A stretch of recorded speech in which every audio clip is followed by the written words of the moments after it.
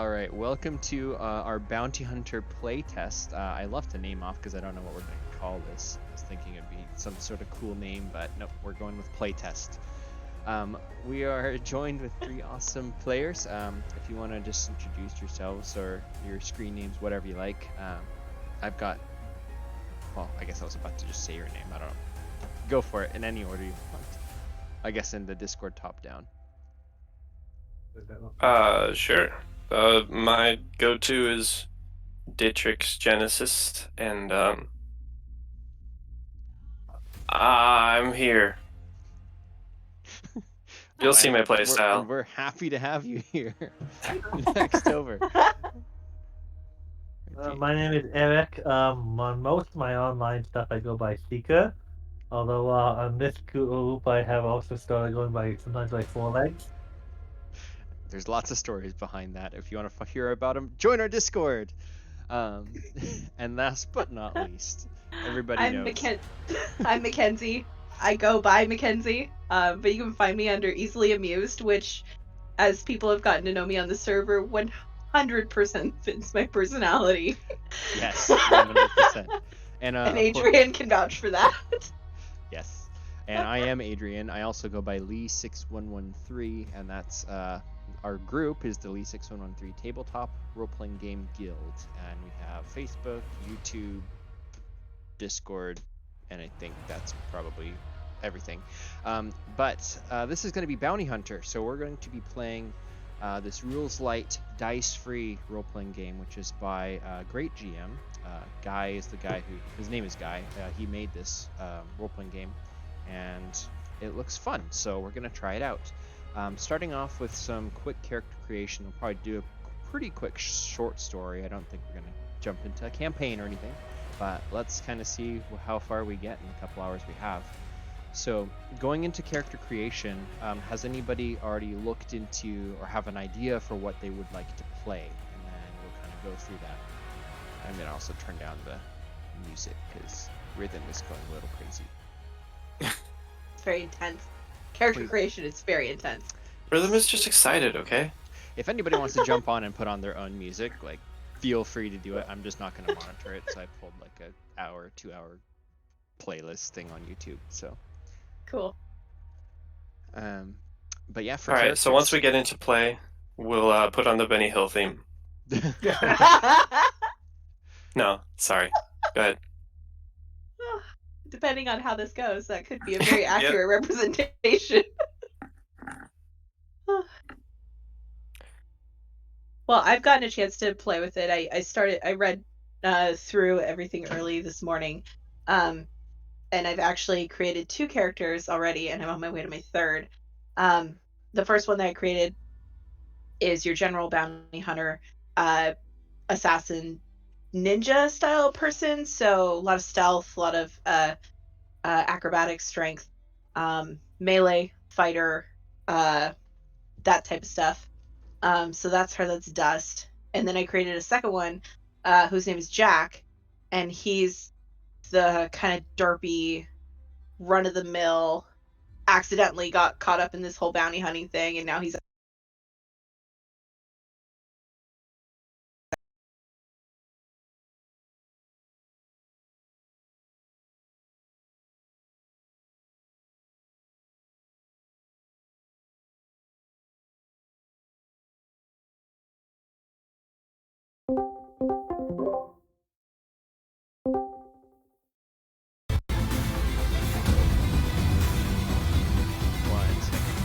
your mics may still be up.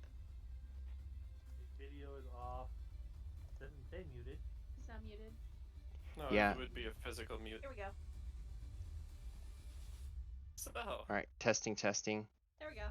Alright, Discord decided it, or I don't know if it was Discord or Streamlabs, they decided they didn't like it being open on the app, so let me see if I can reset it. Does not look like Cool. I can reset it. Alright, testing. Can you hear me now?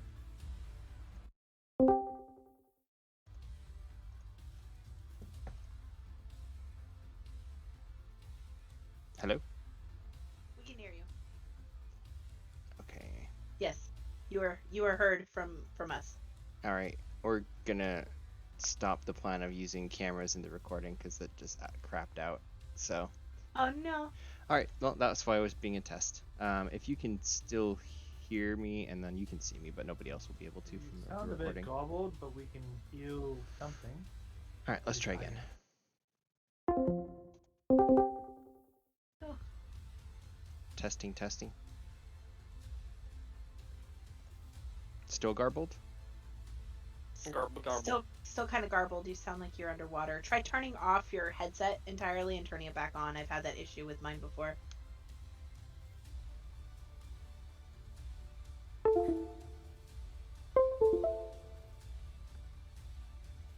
Testing, testing. There we go. That's better. There we go. That fixed it. Excellent. Okay. Making sure that everything's still recording properly. So, okay, you should all be able to still hear me, so it's okay. Yep. Yeah. Okay, so I only got the first character, kind of the ninja melee bounty hunter. The second option was It's just a really goofy kangaroo character named Jack. And yes. And he is he's a hacker and like the repair guy.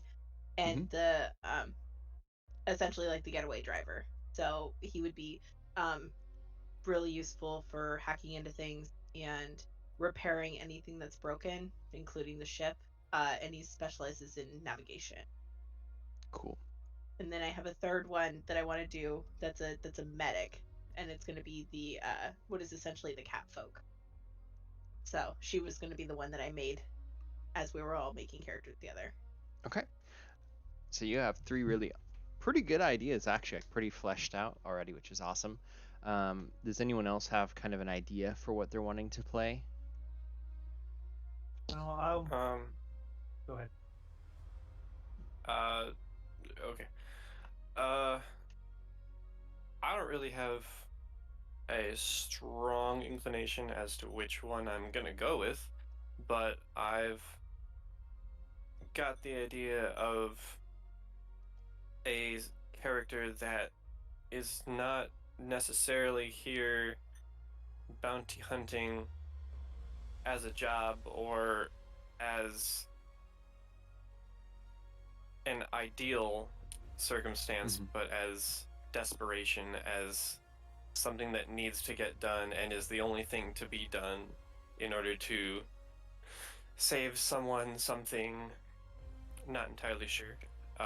But then the other idea is to stray almost completely away from the bounty hunting itself in order to be a very left brain, very digitized individual, the computer person, which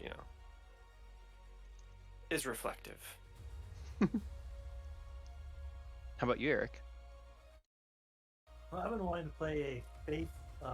Much as I do love the fantasy stuff most of the time, but I've been wanting to play a space RPG character for a while, and I guess when I think about that, I've wanted to play an expert pilot.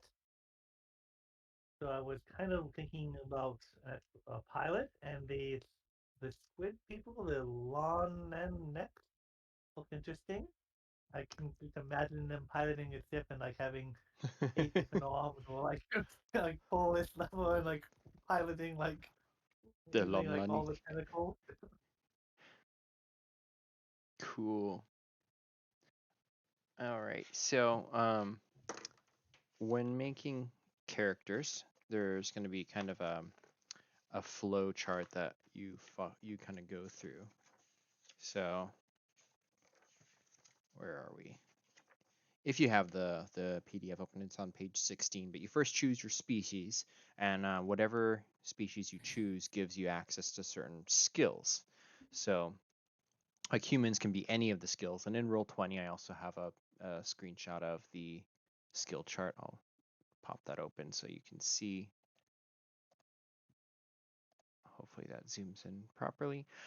So humans can choose any one of those, and then depending on what you want to be, Like Rakesh are kind of these conglomeration of microbes that kind of form humans. Like if you think like the worm guy from D&D or something, it's that type of an idea where it's a whole bunch of little things amassing to be the form of something. So those can be really cool or really creepy. Then the Lonlanique, those are like the octopus bodies on the bottom with the tentacles, and then they're short. They've got 2 arms, kind of a weird head. I posted pictures of them all in our Discord. But those have like each race starts out with like science for the Rakesh, awareness for the Lemlanique. Then there's Goran, which is kind of like almost Mass Effect-y looking green aliens. Baresk are like catfolk, tabaxi. Then you have little blue guys named Trarfi. And then there's the bug people, the Wedwed. Then there's Caro. And then you can be an AI too if you wish. Though I don't think that's in the base book. It's in the actual region guide, which I have too. So if anybody wants to actually be just an AI, I think I can get that for you also. So yeah, here we go. So everybody can kind of choose like the species that they want to kind of go with, and then you would mark off the skill that you have associated with it. And then if you're human, you can choose any of those. The next thing that you would do is go through your birthright, and you choose whether you're from a poor family up to, wealthy, off the grid, a military family. You're just from like space rovers. You could be an orphan. You could be from slave pits. You get to choose kind of what birthright you have, and that gives you a series of extra skills. So, like if you are from the slave pits, you get strength, melee combat, and you get to learn a language. If you're from space, that's navigation and vehicle operations. And kind of each step will add skills to your character. Let's see if rhythm is. Yeah, that's better. And then this third step is education. It kind of goes, it's more of the same. It's you choose what level of education you want. It gives you additional skills. Then the career is the fourth step.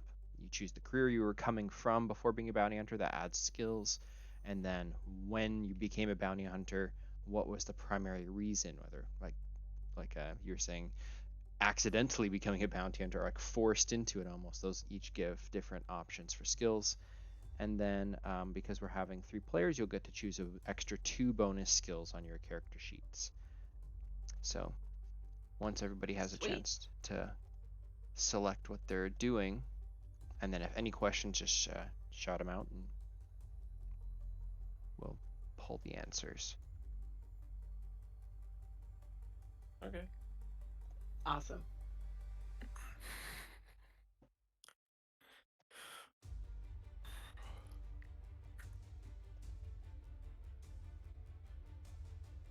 One of the things that I noticed when I was reading through is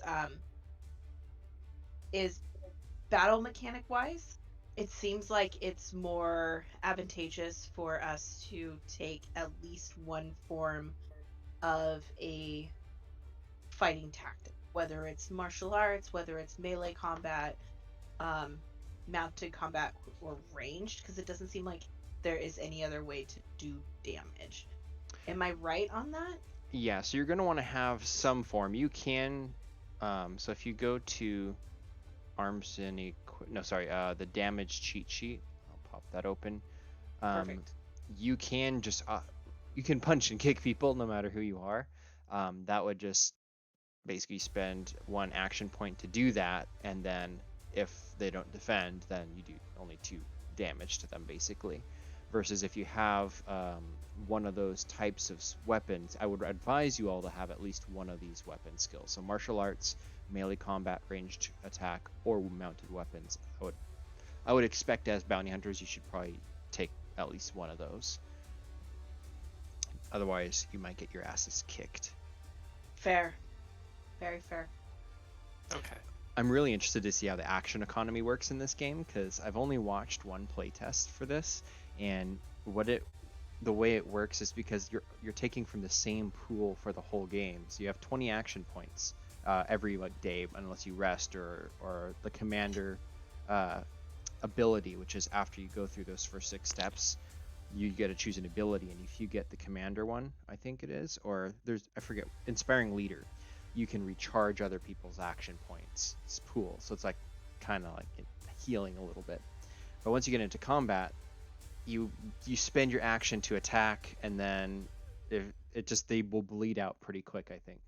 So I'm excited to see it.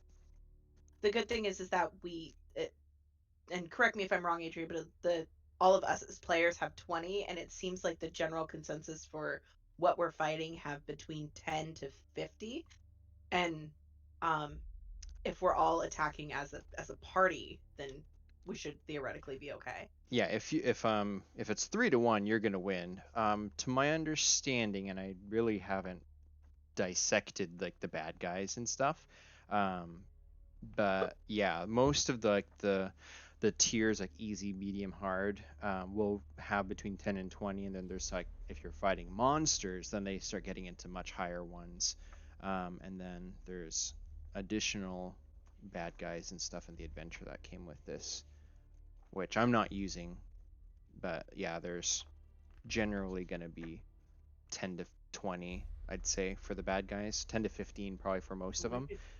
We get to pick some kind of skill, 2 skills in addition to all these different things listed here. Yeah, so once you kind of go through like all your history, what your career was, what you were doing when you became a bounty hunter, you still get to choose 2 floating additional skills. So if none of those ended up being a combat one, you could buy a combat then. So I just realized that the language of AI, Zerone, is quite literally 01, and I don't know if that makes me proud or pisses me off. Oh, I love it. I think it's awesome. I didn't catch that.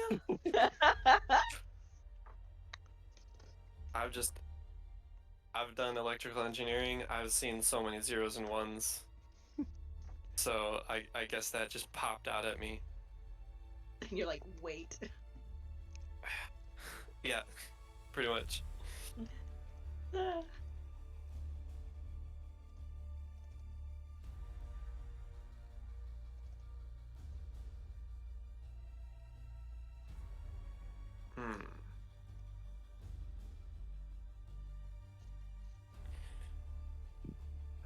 Okay. And then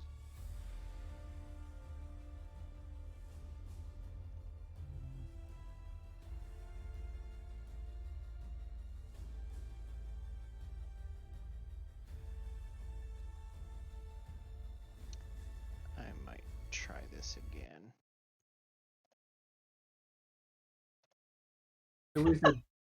So we start entering some of this stuff into our character sheet for the up to step 3 or 4. Or... Yeah, up to step 6. No. Sorry, we have character sheets. Mackenzie printed off made a in one of the game forms. She made an image that you can like double click and put some things in it. That's fine. I just have my blank sheet of paper. That's kind of what I was expecting people to do. If you have any race, I was going to make pseudo tokens so you can at least track your AP. But has anyone settled on race? And I'll get on that right now. Well, for race, I was still thinking the Luanique. The Luanique? Yeah, Luanique. Yeah, let me grab that one for you. If you can make me a blank character sheet, Adrian, I have tokens created already. Look at you. I started this morning. I was bored. Okay. I was like, I haven't even opened this. I better do that now. All right. You're now in there. Cool. What? Oh, okay. I see. I couldn't read my own writing for a second. Happens Oops. all the time. Whenever people try to read your Trying to figure out how not to clash the different sections. Because there's no benefit to having the same skill twice. Yeah. Just If that happens, like within your own character, just choose bump one out and choose another one at your choice. That's fine with me. Okay. Awesome. Thank you. Yeah, if they double up, don't worry. Just switch it to something that's gonna work for you.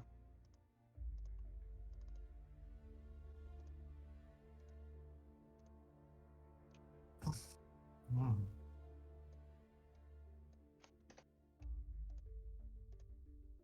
Eric, what do you want your background color to be? Blue, Um, red, how about green? green, emerald green, Green. or just green? Alright, I'm green. It's fine. Okay. So engineering, evaluate, and Dexy? What's Dexy for language? Languages. 1 second.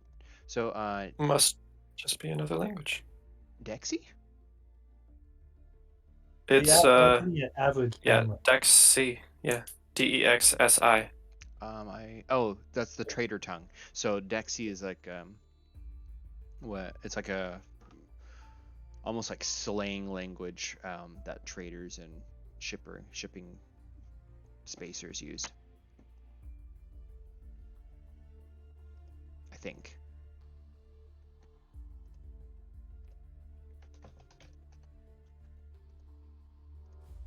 There's spots of languages on this. Yeah, it's at the top. Reason to become a bounty hunter.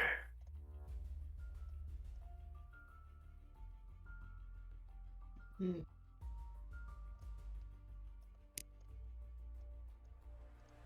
Actually, let's make it 2 squares.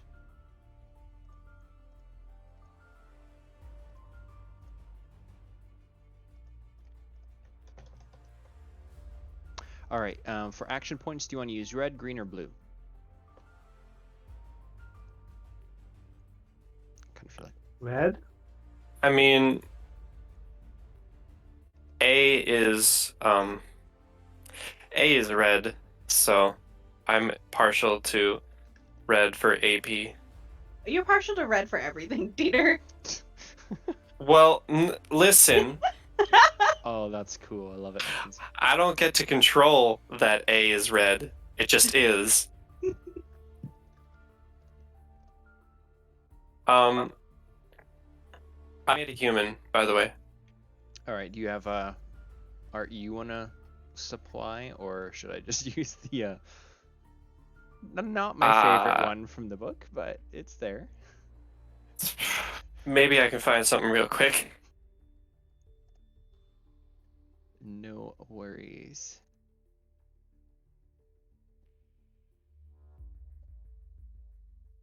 And then has everybody kind of made their way up to that step 6? Not quite. I've Okay. read through some of it. No worries. Just once skills are kind of finished up, we'll go into abilities.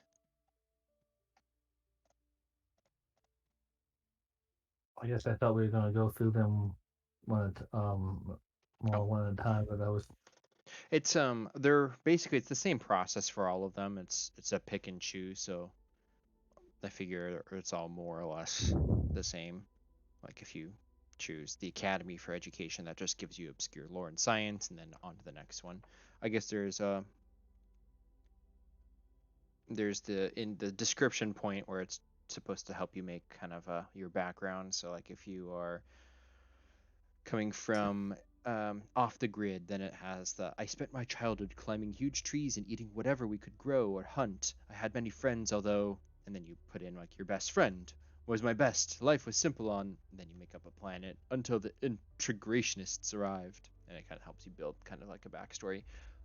I wasn't super thinking about that though. Oh, interesting. I mean, I'm going to be changing the exact reason for step 5, but I'll follow pretty much the same thing.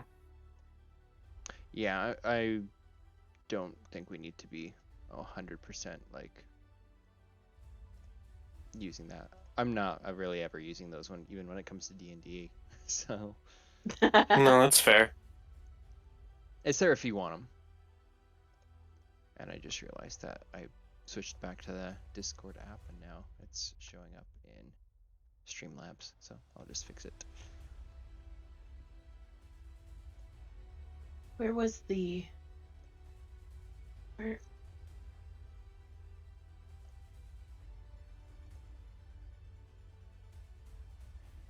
Ah,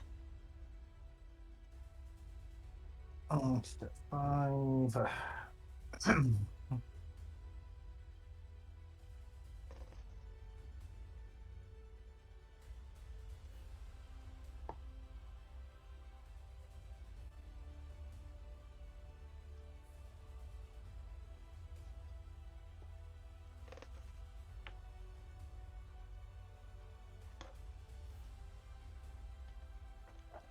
I'm gonna look for new music.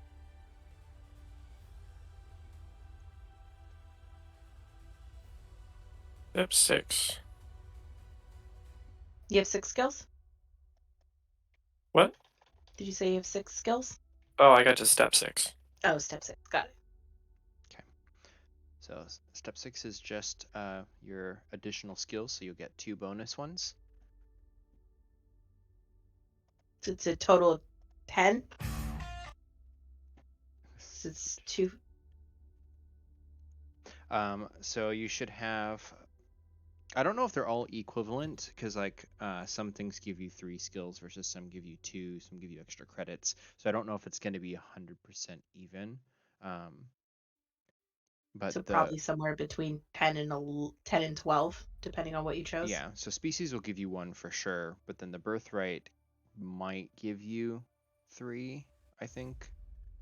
Like an average family gives you engineering, evaluate, and then a language. So I don't know if the language is actually counted as a skill or not. I think languages are just separate. So I think you get 2 from your birthright actually, and then education is also 2 because the third one is a language. So that's 5. Careers 2, so that's 7.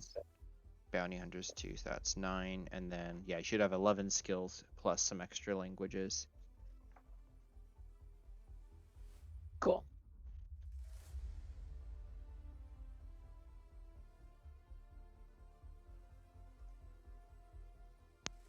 Okay. Step 7. Okay, so your step 7 is going to be an ability. So these are special things that your character would be able to do. So like if you want to be a doctor character, you can use medicine, and that will restore additional action points instead of just 5. It's 6. Night vision, marksman, lucky, all those different ones. I guess it's pretty much just kind of read through them and choose what you want. Mm-hmm. This stream is going to be really wonky because I keep forgetting Discord is where the stream is from. Okay. That's okay. I'll just bookmark to like the 30-minute mark once we're actually, well, I guess a 40-minute mark once we're ready to play, and then people can just start there. Hopefully Yeah, there you it'll be go. smooth. I don't know how to do it because I haven't made one, but you could slice up the video into chapters. That's a thing you can do with YouTube. I know you can. I haven't really looked into how. I think the easiest way is to just comment with your bookmarks and people can jump. Oh, much easier. You put it in the what would be a description good too. enough skill for a? We get to pick 2 skills at the end. What would be a good skill for that skill pick? That's a good question. So, what's your theme that you're going with? Going for an You're the expert pilot. Expert pilot. So, do you already have like vehicle operation and navigation and Awareness, plug-in, engineering, evaluate, investigation, martial arts, navigation, range attack, repair, vehicle operation. do you have 2 navigation, or did I miss Yeah, I got navigation twice, so I used the other one to second navigation to hit to left repair. Okay. Probably I would recommend something, maybe a computer acumen to be able to use electronics and stuff. Okay, computer. Yeah, Alright, maybe something like that because it's kind of techy.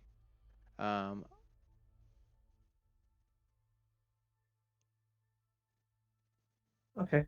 So I should be through step 6, I think. Cool. So step 7 will be choosing a special ability, and that would be again Oh, whichever. well, the top one obviously makes sense from what I was going for. I should read through the Yep. others. Yours is really easy. I had a feeling that might come. How about for you, Dieter? What is your theme that you're kind of went with? If he's a pilot, Uh, are you kind of I did go with. Sorry, disturbance. I did go with the. I recreated me, so I went with the computerist. okay? Awesome. Um, I'm not actually sure what step 7 ability I should take. You could go with Maybe like quick, well organized, something like that. I don't know. you could go with professional Professional too. if there's a repeated skill check, meaning Pe- like say you're trying to bypass a super important lock or something, then that's a repeated skill check where you have to burn more than one Yeah. action point. That could help. Gearhead.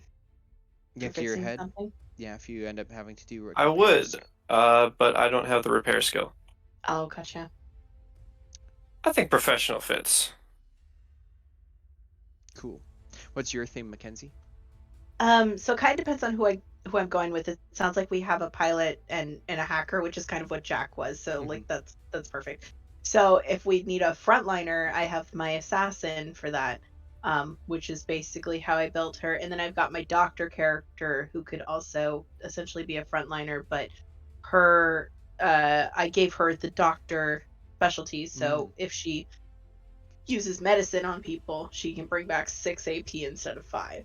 That's awesome. So it kind of depends on what route we want to take, and honestly, I'm open to playing either character. So, any input from you guys would be great. I don't know.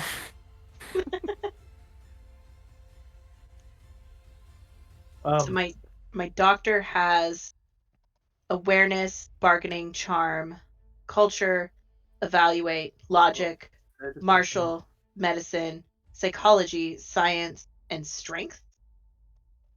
And then my assassin has acrobatics, awareness, culture, deception, intimidation, martial arts, melee, psychology, sleight of hand, stealth, and strength. And then my assassin has the stronger feat, where one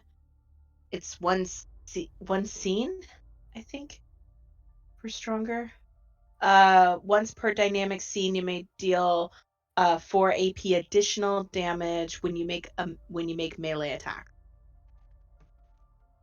Both could be very useful to a crew, but I think with a computer expert and a pilot, we need someone who can like kick some ass. I'm thinking the assassin. I do Peter, what do you have think? ranged attack. Oh, cool.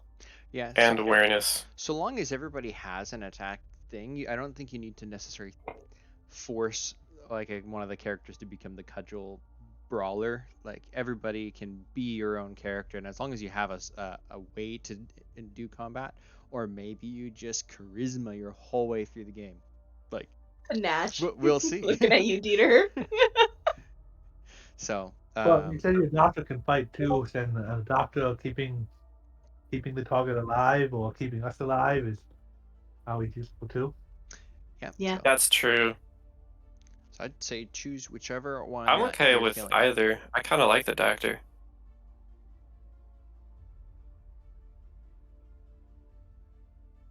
But High for doctor, low for assassin. Looks like Doctor high it for is. Doctor. Nice. Fate. Oh, It We, is we can just hire Grunt to be the. If we need Bingo. them. You can't hire a doctor; they're expensive.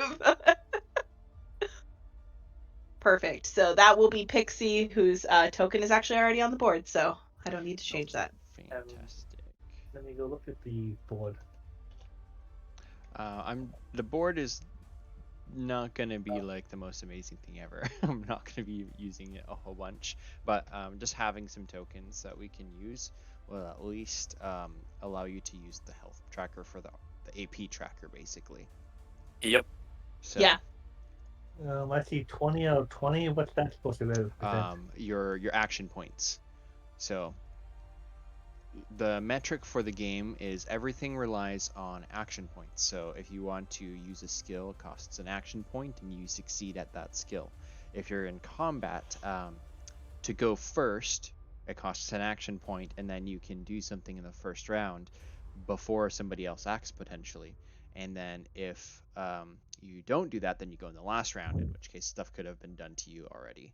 So action point is the currency of the game.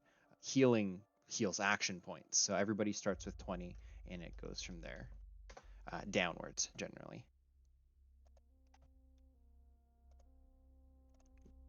And let me see if this works. Are there sample names or recommended kind of style of names for this race?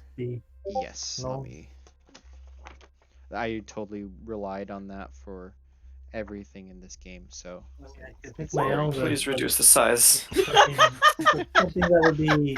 I'll just move over so you can have all There the you go. space that you want. There we go. And let me. Something that would be close, or something that's like something that would be stylistically to them. Actually, if you scroll down to page is this page 20, there's actually suggested names there.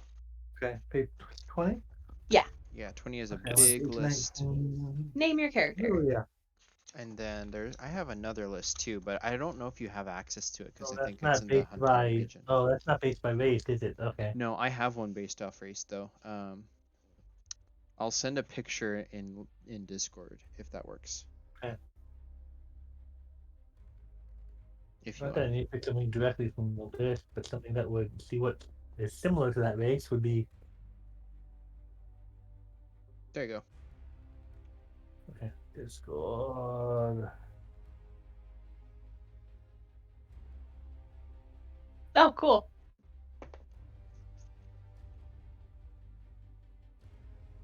Oh, I guess I didn't see this benefit thing on the other page. Me neither.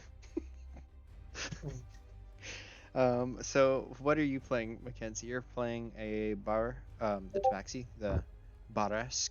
Yeah, Baharesk. Barex. Yeah, her name is going to be Pixie. Oh my goodness. Because I'm super creative. So. And I have to share the art that I found for my kangaroo character because I just think it's so funny. Oh my goodness. That's amazing. Oh, what Dieter, one cool thing you might like about being a human in this game, because humans are fairly spread out across the galaxy, the different atmospheres, suns, location of the planets, they all have different skin tones. You can have your human have whatever skin tone you want it to be. Just throwing that out there. Cool. So basically, they're tieflings. They can be, except they don't have horns. You don't have to have horns, in particular. Is there a... There we go. Oh. I'll be able to read that. Don't worry.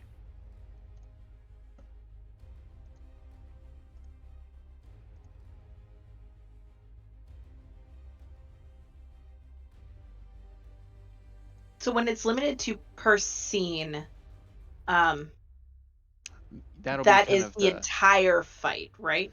Yeah, it's the wave of the story. So as soon as kind of like it feels like a scene is changing, that's the cut. So like in a combat, that would all be within one scene, unless there's transitioning to, for whatever reason. If it makes sense, maybe it would be two scenes, but I would say most likely not. Got it. Okay.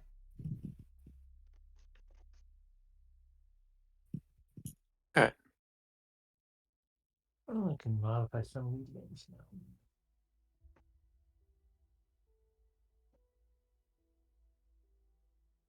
Okay. Yeah, it's a little dim. Sorry about that. I could turn on this light.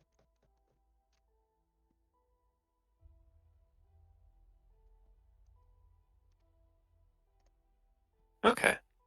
Cool.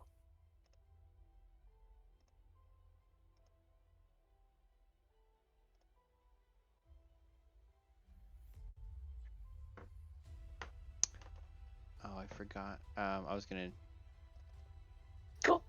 fix your character nameplate. There you go. Okay, so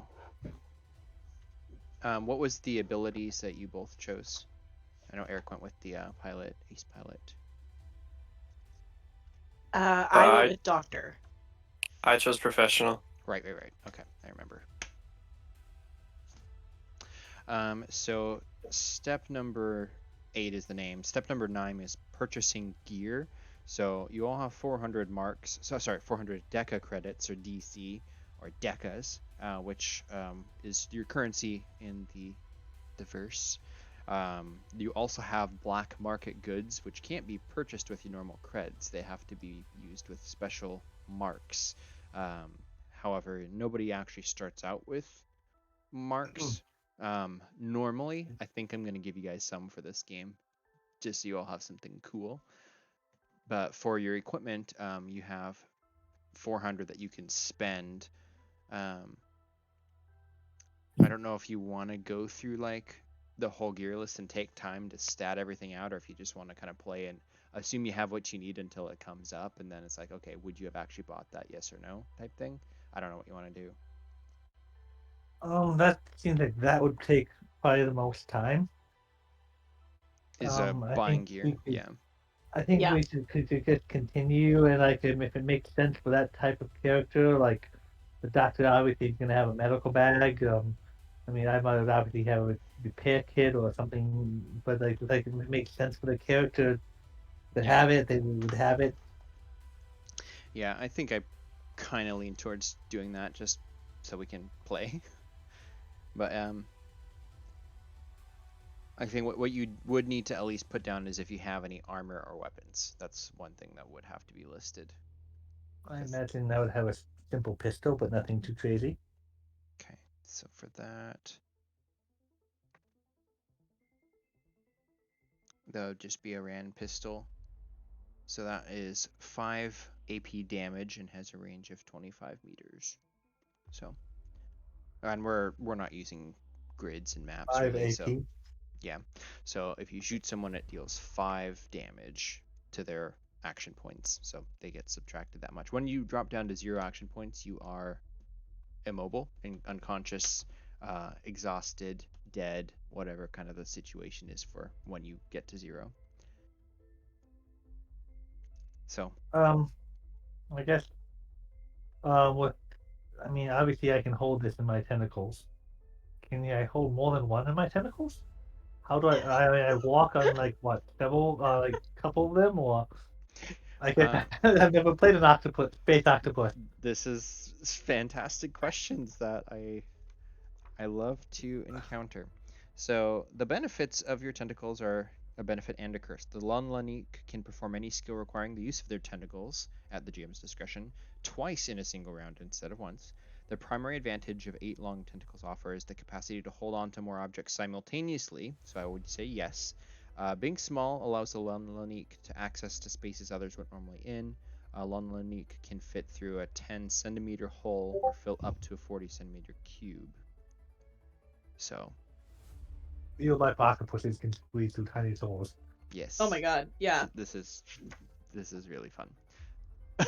So do you think I would? I mean, he's probably not a combat character, but I mean, we were small crew, so he would have to fight sometimes. Would I Yeah. have just more than wanna one pistol?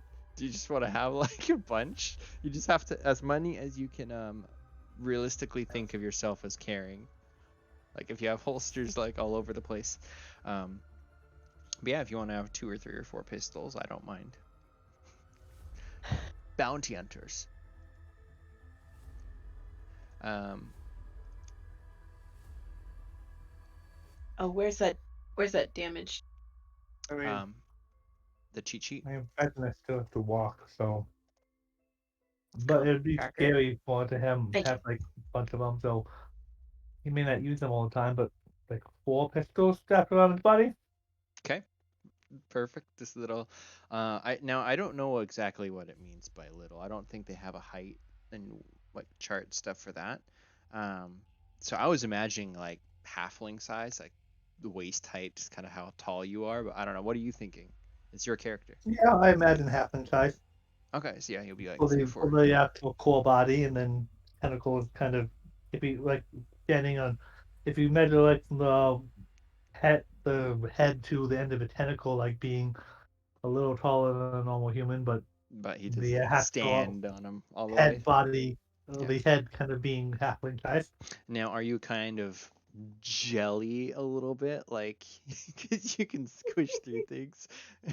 Your alien body probably can like morph and squeeze. And you're just all kinds of weird, actually. Like it's like oh we gotta cross through this and this and this to get to the reactor. It's like oh Okay, Henry event. perfect. Okay, so um, so I think you're pretty well good then. How about so is your name Malcorn Washloon? No, So how about Pixie? How are you doing? You kind of got everything listed out that you would like to have, and then Yes, I'm kind of going through the basic supplies that I think would make sense. I'm pretty sure I'm a couple things in, and that there's no way that I've passed the 400 mark yet. So I'm yeah, not super I concerned think with what that. this game is kind of that gives you, I think, 12 inventory slots just flat, unless you have an extra skill or ability. So so Hmm. long as you're not like overloading on your gear on that respect, that's fine. So, um, how about for this guy, Mr. Question Mark? We'll get to my name later. Not like the biggest mystery, but mystery. Monsieur I Mystery. I think I reasonably have what I need. Okay. Um, then that's the last step of character creation. So next is, I have a uh, question. yes, I have a question. I like Uh, questions. is is a flamethrower considered a ranged weapon, or is it considered a melee weapon? That is dependent on the proximity of your target, I think. Where are you seeing I'm looking flamethrower on there? under the black market stuff. There's literally an option Oh, for flamethrower. yes. So that brings us to the next thing we're gonna do. So flamethrower. It doesn't. It says a range of 15 meters and targets within 3 meters of the central target are automatically hit. So I'd say with that one, I'd probably roll it as a ranged weapon Hmm. because for melee, I think what this game is meaning melee is you're hitting people with it. So if you want to club bash someone with a flamethrower, that would be melee. How many sedatives am I allowed to have as a doctor?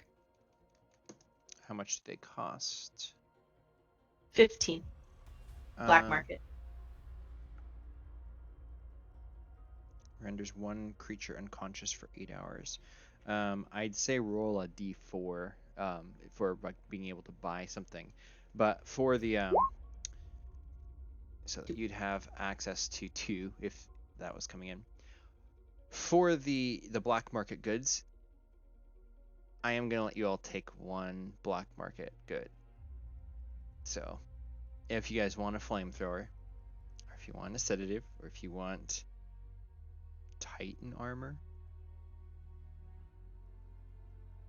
or phase rifle, grenades, personal locator, whatever you guys want, you can all have one special black market item. This will isn't that probably illegal equipment that's or what is illegal equipment. So okay? Nice. if I said the wrong word, I apologize.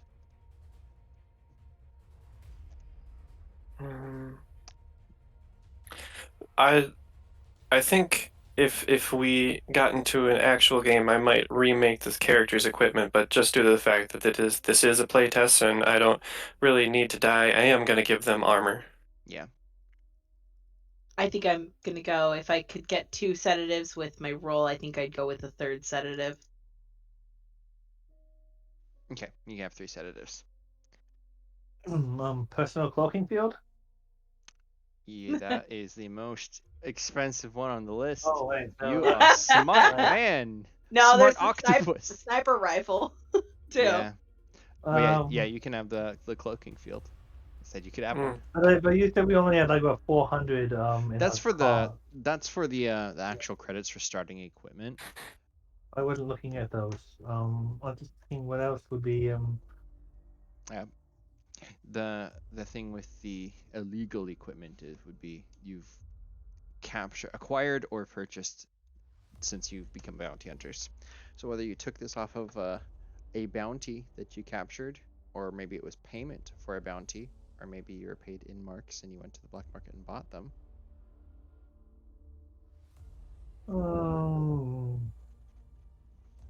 He's not that stealthy, but I mean, he probably look at using regular weapons. Armor wouldn't make sense. Um,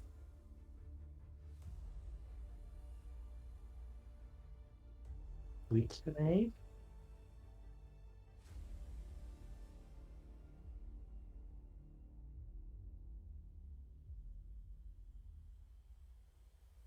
Well, that's a lot of stuff.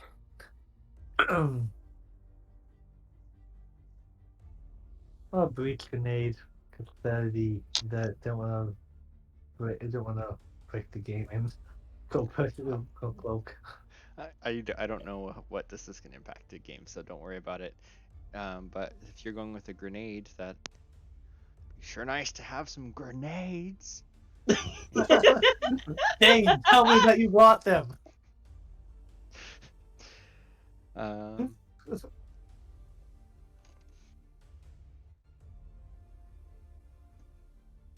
Okay, there we go.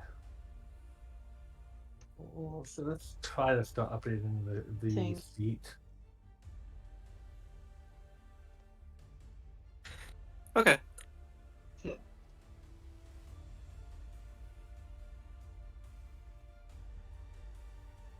Okay, everyone almost ready, and we shall. I'm putting some of this stuff into the equipment since we get 12 slot.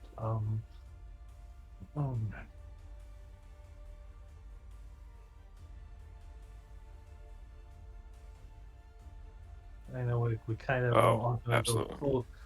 Spend a ton of time on equipment, but I'm trying to put some of this into yeah. Cool.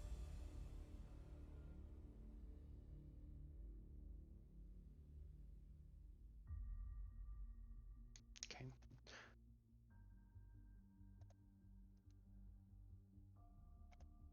So we're I'm good. I think I'm good. all right. Well, I'll go ahead and play the intro logo again since we're transitioning to the game.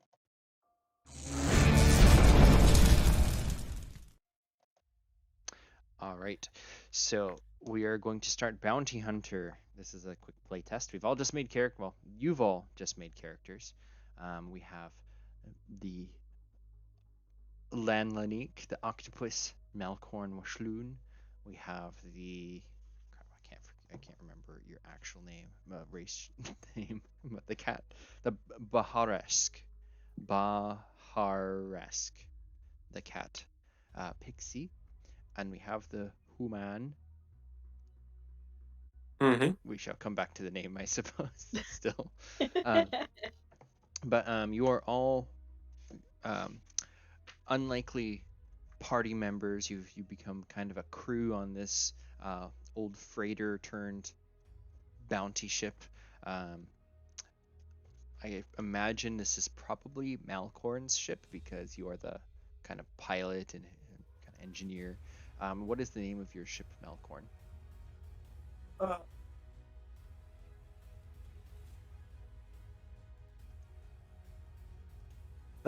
Black Manta. The Black Manta. And what is this alien-looking ship? Because you are a Lenlanique, I imagine your freighter is equally interesting looking. If you have any description for it, or if you'd like to make one. No, I imagine it would. I mean, I'm not sure what to. Probably, I guess, painted black, but I mean, like a fairly standard type cargo ship model.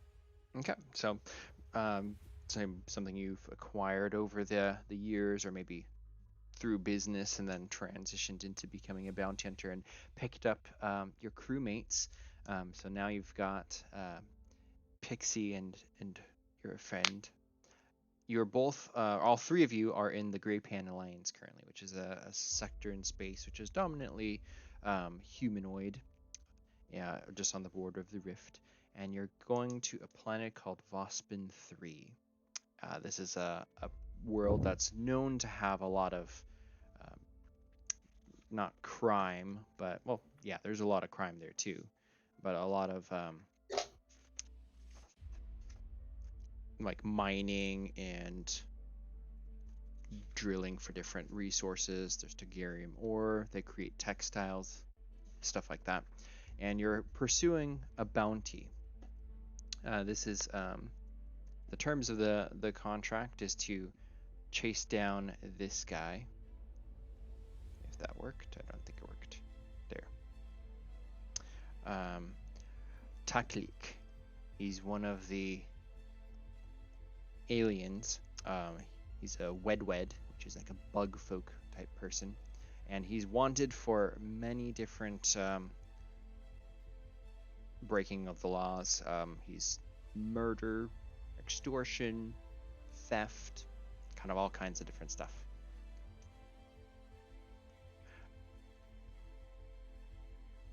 Oh, yeah, I don't think we're gonna have everybody meet in a tavern for this game. We're gonna just all be part of the same crew.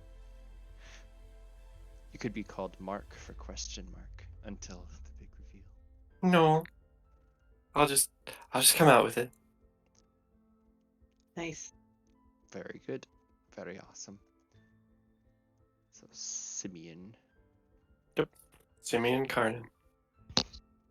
So the three of you are just flying into kind of the rings of this planet, which my notes are not very good.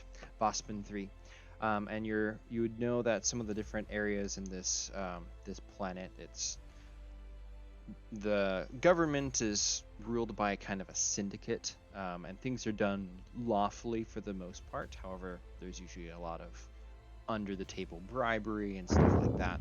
There's a lot of bounties have end up going to Vaspin 3 to try to escape the hunters that come after them. But as you fly in, you would know that there's a couple different ports you could go to. There's the main city, and then there's also kind of over on the mining side of the planet, the dark side.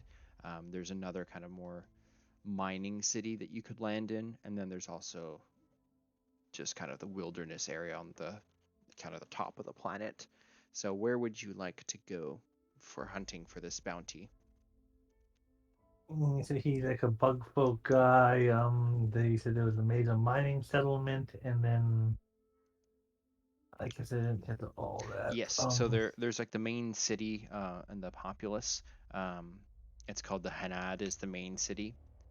There's a mine, like the planet doesn't spin at the same um, time as like the orbit, so there's a dark center of the planet, or dark side of the planet, which pretty much is always dark. So the mines there is where all of the equipment is able to retrieve this ore, Tegarium ore. And then at the top of the planet, there's like wilderness and forests and jungles and stuff like that. So there's settlements up there, but the main one is the city, Hanad. What we know about this bounty hunter. So bounty. for him, you know that he has fled here to Vaspin 3 to try to evade the bounties that have bounty hunters that have previously tried to get him. He was previously on one of, we'll just say the core worlds, because I don't know like all these planets, And that's kind of where your last lead on this guy was him fleeing the spaceport with ships in pursuit, and then he was able to get away. Um, the bounty hunter that was previously after him was destroyed in his ship, so this guy is considered very deadly. Well, hiding in the big city in the crowd might be one place he might be, or the kind of wilderness to the north, he'd be kind of hiding in the middle of the nowhere. In the middle of nowhere could help. Or hiding in the mines. People don't traditionally venture down there, so you'd be less If likely to get tracked there. the city has any kind of digital infrastructure, it would be uh, relatively easy to get information on him without, individuals' consent. Like cams?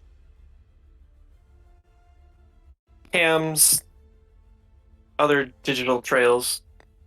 It's kind of scary, actually. I always forget how good you are at this stuff until you start talking about it, and then it gets me concerned. You should be. But I'm here. Yeah. We would draw Right less side. attention landing in the big city as well. Mm-hmm. So I think that's a good place to start. I agree.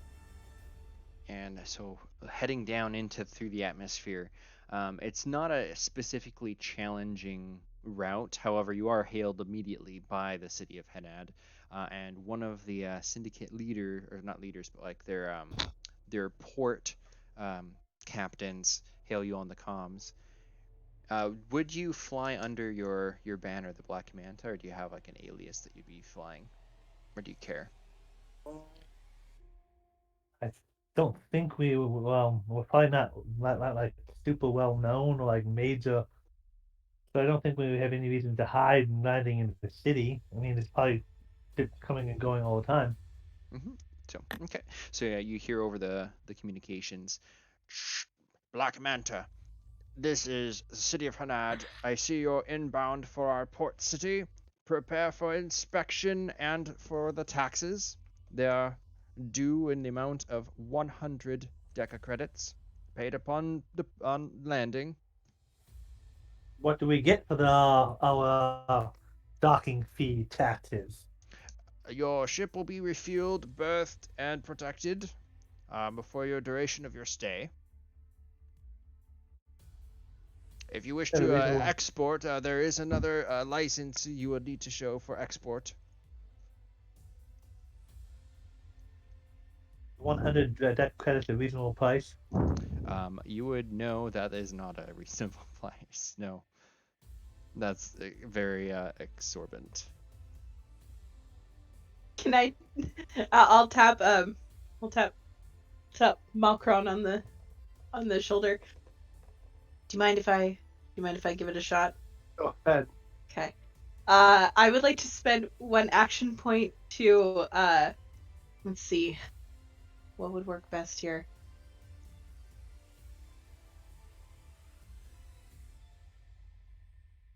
You know what?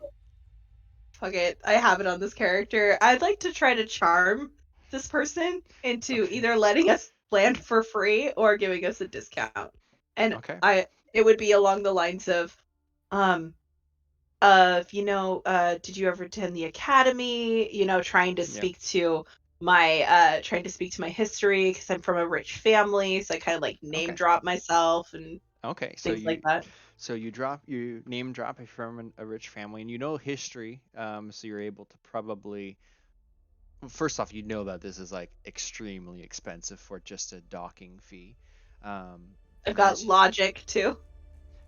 Yeah, between all of the fact that you have all those, you can take off one action point as you just kind of sit down in front of the comms, kind of lean back, turn on the video display, and you just start going.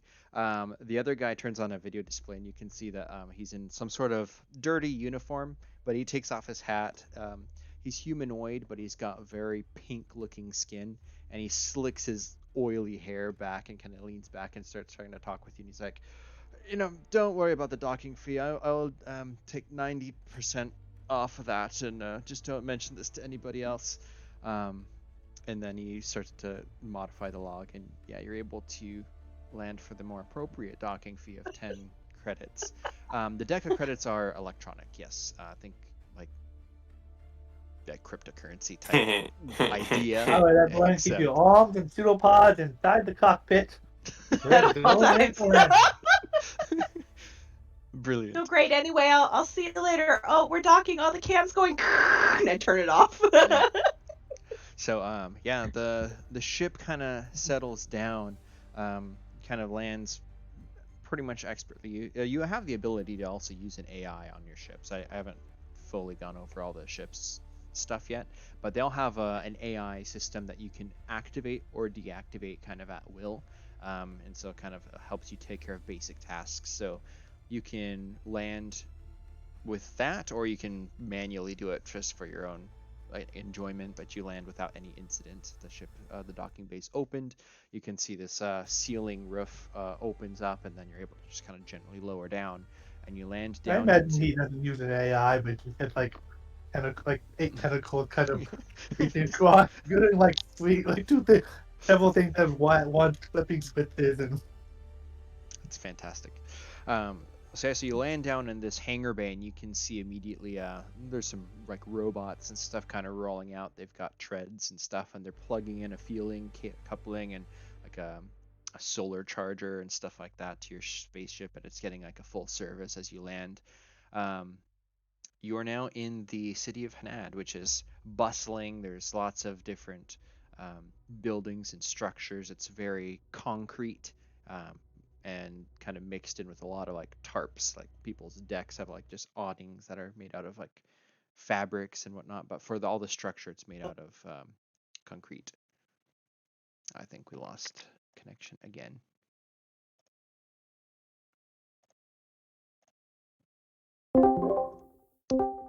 Testing. We failed, I think. So are we back? Can you hear me? Vaguely? Yeah. Okay, I'll try this again. Oh, yeah, you gotta do that. It's amazing how turning things off and turning them back on can fix that. It's quite literally the first step of every IT list. Regardless of what the issue is, you always ask the person, okay, did you try turning it off and on again? Yeah. So how's our recording doing? the recording's fine. It's I had Okay, great. transitioned back to the app for Discord, and it does not like that apparently for more than like, what, 20 minutes. So Strange. I'll have to figure out a different way for cam streaming. But this is very beneficial for me because I'm learning more than just the game, which is good.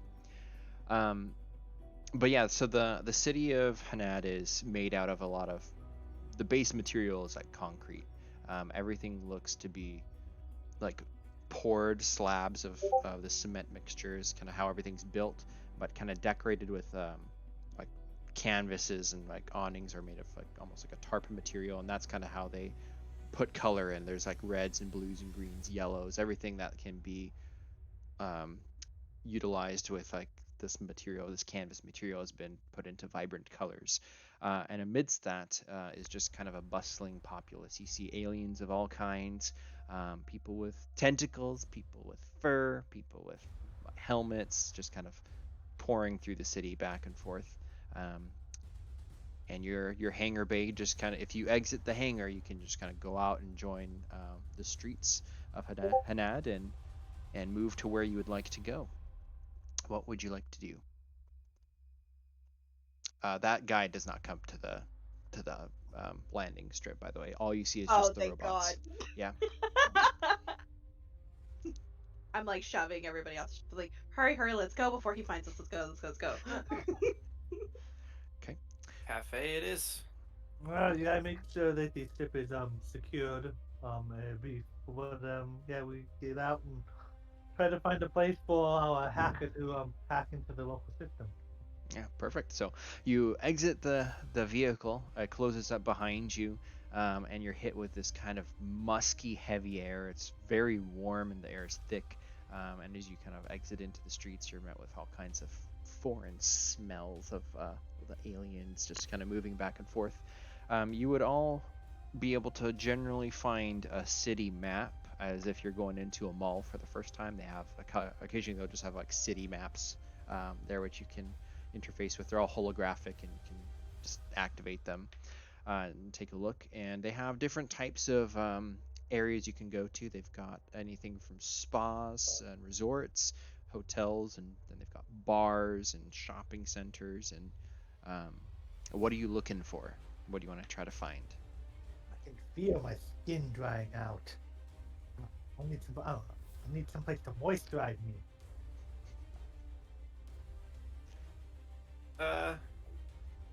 Cafe sounds good. Okay. Baseline.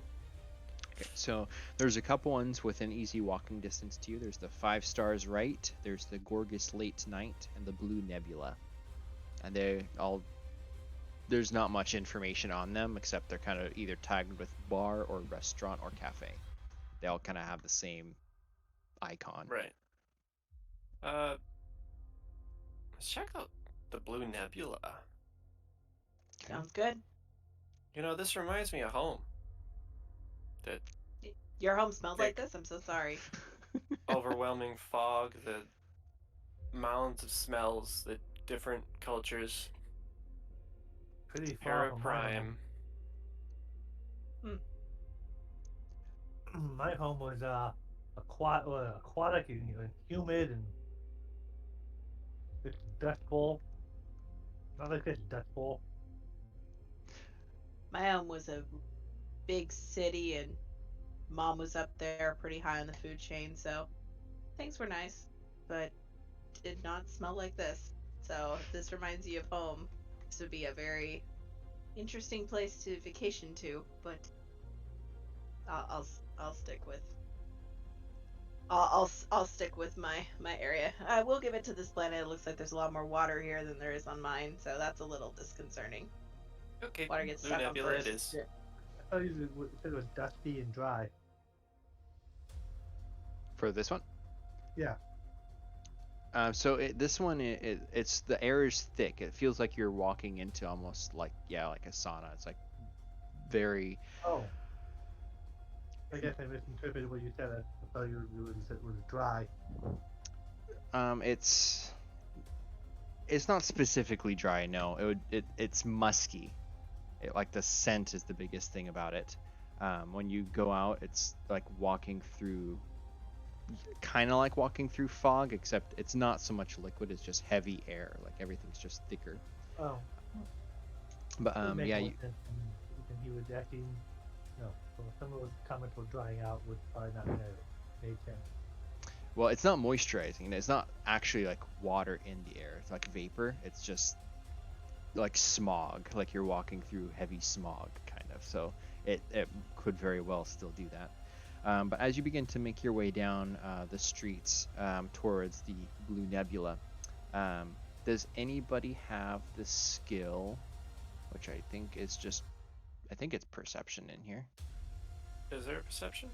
No, Awareness. what is the It's equivalent? awareness. Awareness. Okay. Does anybody have awareness? I do. I do. Yay! We're all so aware. So all 3 of you have it. So as you're moving down through the streets, you kind of all noticed that you've picked up some people following you.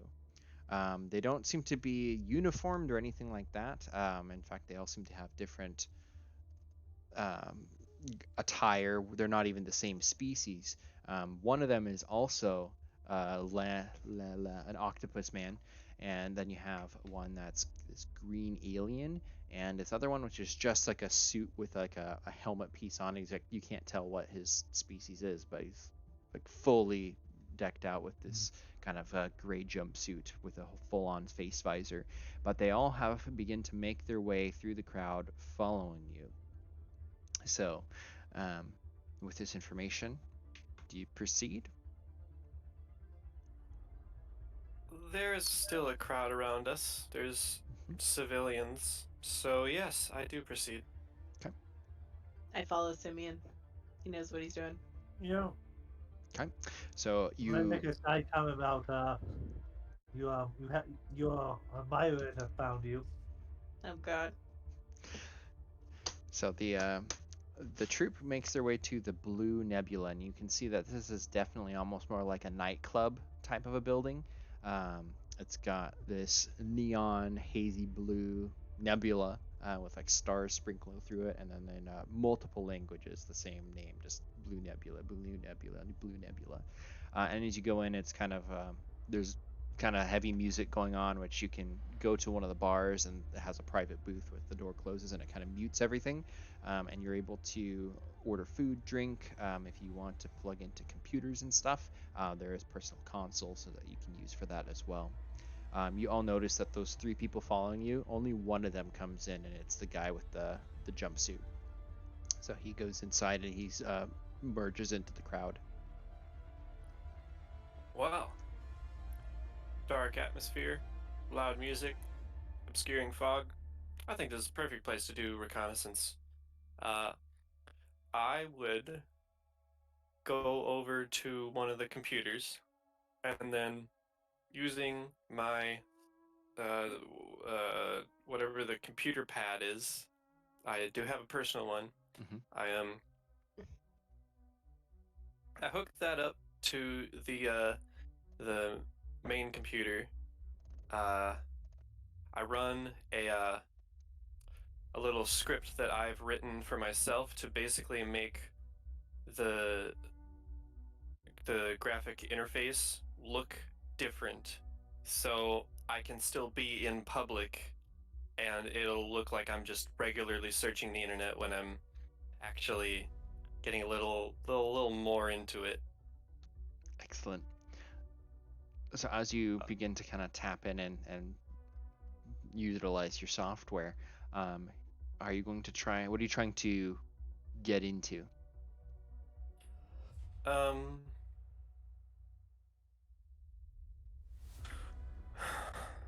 Uh. Are you trying? So The the guy's name you're I would after be. is Taklik, Taaklik. So were you trying to go after him with something? I am. I'm looking for. I'm basically getting into the infrastructure itself. I'm getting into the net, and I am utilizing little bits of computational power out of any connected device within the system around the region, if not the entire planet, Okay. in order to get into cameras and like receipts and checkpoints and anything else that would leave a digital trail. Okay, so that sounds very much like the hacking skill to me. So why don't you deduct an AP, and I you certainly will. begin to kind of log in. It doesn't even take you that long. Like you're surprised at how lax some of the securities is on some of these, and you're beginning to log in. you you get into the different programs. You get into the government systems. You get into like the hangar bay, like the logs, kind of whatever you want. You kind of have access to it now. Um, what um, what do you want to be searching for now that you're in? I would feed it. Um, I would feed it an image if they gave it to us, Yep, you have a picture a of him. name, and some general descriptors. Yeah. Okay.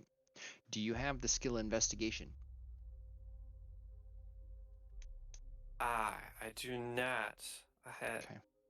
I gave that up somewhere along the line, I think. Okay. We can still maybe use hacking for it then, because it's kind of still the same thing. Um, We'll the go with image is going to ping thousands of Wedwed. The thing with this race is their consciousness, they are an independent until they get to be within similar species, like unless they're within a radius of the same species. So if a Wedwed gets next to another one, their minds merge and they become a hive mind, and it could be 1,000, it could be two. If it's by itself, it's able to operate just as an independent, but as soon as it gets around others, they kind of become a hive mind. And once they're alone again, they separate back out into their individual. And anything from the hive mind, the memories all is shared amongst all of them. And when they're out, that's when they're no longer shared. So, your search for the image picks up thousands of the same race, Wedweds. They all look kind of more or less the same. That's a dead end lead. There's every portion of the planet, there's been those guys coming in. The second thing you were searching for was a name, Taklik.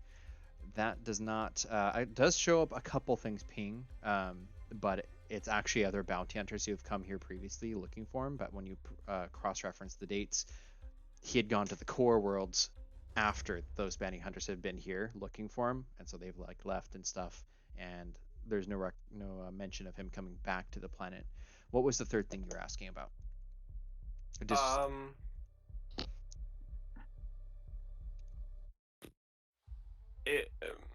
trying to figure out how exactly to word it. Like, well, I mean, the easiest way to word it is suspicious activity. Like, any trail of marks or, like through cameras, maybe a weird path taken by a whatever the race was. The Wedwed. This Wedwed. Yeah. What? So this search pulls up a lot of information too. You can filter it to specifically with the Wedweds who kind of dealing with marks, and that narrows it down from like several hundred down to like a couple dozen. But looking into it, you can see that the government here is very corrupt. There's a very thriving black market underworld kind of going underneath the government in Hanad. And so all of these marks that are moving about, there's bounty hunters, there's assassins, mercenaries, corrupt politicians hiring people left and right, and there's several Wedwed that do like purchasing or selling things, and there'd be a couple that do flag your interest. One of them, probably the most interesting one, is with that guy from the hangar, the slicked back, pink skinned, human looking guy seems to have been doing dealings with a Wedwed with marks, and it was actually at the hangar bay not more than 2 days ago. So that's the most promising lead that you get. There are other ones which seem to be about the same time or shortly after, over in the mining area on the dark side of the planet, where it looks like many Wedwed had undergone a deal, purchasing some modified, what's it called, Tegarium ore. Almost, it looks to be almost like a militarized modification where it's explosive ore. That's the secondary lead you find. All right, I'd stand up and say, yeah, I'd go over to Pixie. Well, looks like you might have to get cozy again with your port friend. We're gonna have to ask him some questions. Please be joking. Until that, well, I could be. They could be in the mining facility, but he's the easiest lead. Of course he is. While he was hacking into the system, Mm-hmm. I think he would go make his way into the bar to try to keep an eye on the one guy who was following us. I was wondering and if try anyone to was going to do that. and try to draw attention away from him hacking. Okay, interesting. Okay, so I just realized posing as a merchant, or both have border. I mean, I know the trade language and all. I guess. Okay. The doxing and bargain and investigate. Just kind of that's what you want me to use. It's kind of like posing as a trader. Yeah. So do you have not? I guess you don't specifically need to be trying to deceive him to do it if you're just trying to distract, or are you trying? Because so the guy who followed you in, he's got like his spacesuit on, if you're trying to kind of approach to distract him and kind of do that, he will definitely acknowledge you and kind of react to it. But are you trying to do it secretly, like you're not part of your bounty hunter group, or no? I'm trying to keep him in sight to keep an eye on the guy, keeping an eye on us, but then with the other people around posing as a merchant or trader for maybe this Daxian war. Okay, so you're trying to lure him away, basically. So not. Yeah, so he's Okay. focusing on me and not watching. Okay. And hacking in and probably doing possibly illegal activities. Yeah, for sure. So yeah, go ahead and deduct an AP, one action point, as you are doing. You kind of strike up conversation and get almost like the whole corner of the bar focused on you as you start talking about the different like trade deals and things that, because you own a hauler ship, so you can take on cargo if you want, and you begin to talk business. Do you have any cargo with us? I'll say sure if you have got maybe it's your black market cargo if you got that like stealth suit thing or what did you get? You got I got the grenade. You got grenades, so maybe you have a shipment of arms or something. That would be an interesting. If we I mean, if we're primarily doing it to keep the attention off the hacker, but I mean, if I can actually make a profit at some of the things we're smuggling, Okay. we'll sort of attempt it. So yeah, you start to make connections with some of these other individuals, and do you want to go with like your like arms and stuff, black market goods? So if that's the case, the guy behind who's following you kind of gets into the crowd, and you can see the face mask kind of like peels back, and you just see this wriggling face. It looks human, but it's like the like micro. microwave. Yeah, it's like the microorganisms that do it are just kind of like fluttering. It's almost like pixelated the way his face is. But he approaches you, and he says, "Bounty hunter, you're here for business, eh?" Bounty hunter. I don't know what you're talking about. Well, we picked. Smuggler on let possibly honest gray area trading I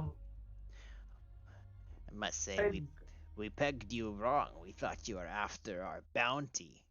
We were going to have to eliminate the competition, but if you're here to make a small profit in the trades, you should carry on. And this guy with his helmet bounty seems. hunting bounties it's a little dangerous work. Even more dangerous than arms smuggling.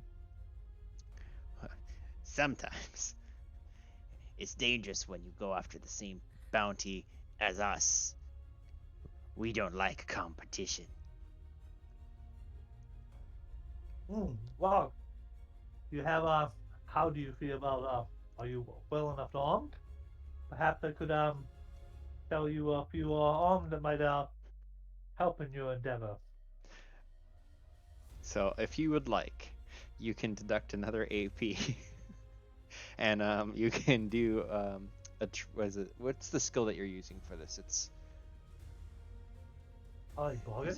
Bargain, yeah. So you can bargain with him and take another AP and transfer this potential enemy that I had, and he will buy your shipment.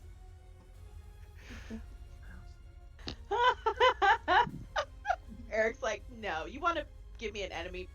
No, I give you a trade. It's fine.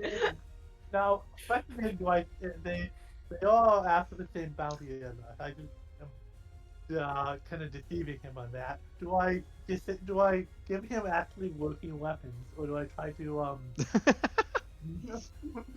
do I try to make the sabotage the weapons before I trade them? Well, if you have time. Yeah, if you're gonna sell it to him, he's gonna want to go back to the hangar to collect and pay at delivery. I don't know if he discovers sooner or later we're gonna have to probably cross paths with these people in unfortunate ways. But they discover that the arms have been tampered with beforehand, that that could be possibly bad. And I don't know if that's a good worth the risk. I know how the equipment works, and I'm telling him we can at least know what we're up against and make a profit off it. So So do you? I'll tell him honest equipment, but try to make a good profit off it. Okay. So, if that's 2 AP that you're spending, one to kind of like get everybody around you for bargaining, and then the other one to actually make the sale with this guy, um, he will basically say, "I will take them now. You have to go to the hangar and get them, and I'll pay once you hand them over." This shipment of grenades or what have you. So, So I'll go for hanging him. He'll keep him occupied away from my my friend that he does his reconnaissance. okay. So Malcolm, sorry, not Mal. Simeon and Pixie kind of like pull back the curtain for your booth, and you see your octopod friend Malcorn leaving with this kind of spacesuit guy in tow. Um, and you're just finished your work, your hacking. You got your leads. What would you like to do? Would I have also gotten locations for the station as well as the deal on Yes. the mining operation? Yes, Cool. you have everything you need to engage those leads. I just kind of stop right there. What is he doing? I have no idea. Once we're outside, he'll probably he might get in the comments on comments and say, I found a buyer for some of our goods. Just do enjoy yourselves try to how we say this. The guy's still probably there. Uh, we'll meet up later. All right. All right. Don't piss him off. I don't want your ship, but it's my way out of here. I don't want that getting hurt. And I'll explain everything later. This should make us quite a bit of point on the side. Cool. Yeah. I would pull up my Google Space Maps and plot in the direction to get to the station. Okay. The like office location of our entry Yep. person. So it's in the same vicinity. So you end up kind of tailing Malcorn and this bio guy, and you head back through the same space as Malcorn goes to make a financial transaction, and you guys kind of split ways and go towards like the main areas, and you go to find Lieutenant Allen, who's this pink human. You find his office. He looks to be inside. What would you like to do? I lean over to Simeon and I say, so he has information on the guy, or he's just seen him? Well, You would know that he when he did a under the table black market transaction with maybe the Wed. he's done a recent unofficial transaction, and he seemed to not appreciate the entry of a bounty hunting ship. In that case, I would say there's a reason he doesn't want us around.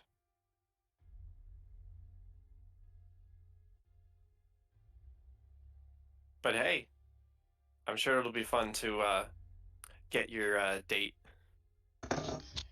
And I immediately go for the door, the handle. Just I'm too flabbergasted at the whole situation to even remotely consider stopping him, so the door just flings open, and then I'm probably in the doorway. Unless it's locked. It's not locked. Yeah, that's true. The lieutenant is kind of looking at multiple view screens around his desk, and he just kind of like spins his chair around to look over at the door. And he's like, "You could have knocked. Oh, hello." And he reaches Hello. over and like turns off all of the screens. Do I really need to knock? Well, you didn't, but you're welcome here. Who's he? This is my brother. It's You look- fraternal.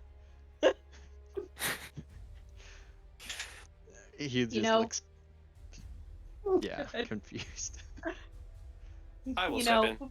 when you find somebody who's in hard times, take them under your wing. As somebody who's such a caring person like you are, I'm sure you can understand. What's going on? Why are you here? Well, you were so nice on the comms. Do you not want me to come by? I'll leave. I would wait for Pixie to enter the room, and then I I would would step close the inside. door. Yeah. He will stand up as you enter and then the door closes. And you can see he's now like suspicious, like, what's going on? Well, you don't have anything to worry about, because either way, the information that you give us is going to help us. But you are going to help us. And I have, like, walked up and I've got this, like, eerie smile the entire time I'm saying this. Yeah, he is not an active man. You can tell he spends most of his days like sitting in his chair looking at all the different screens, which now he regrets turning off at this point. You can see him kind of like side-eyeing his like keyboards and stuff. But he kind of like put himself in a position.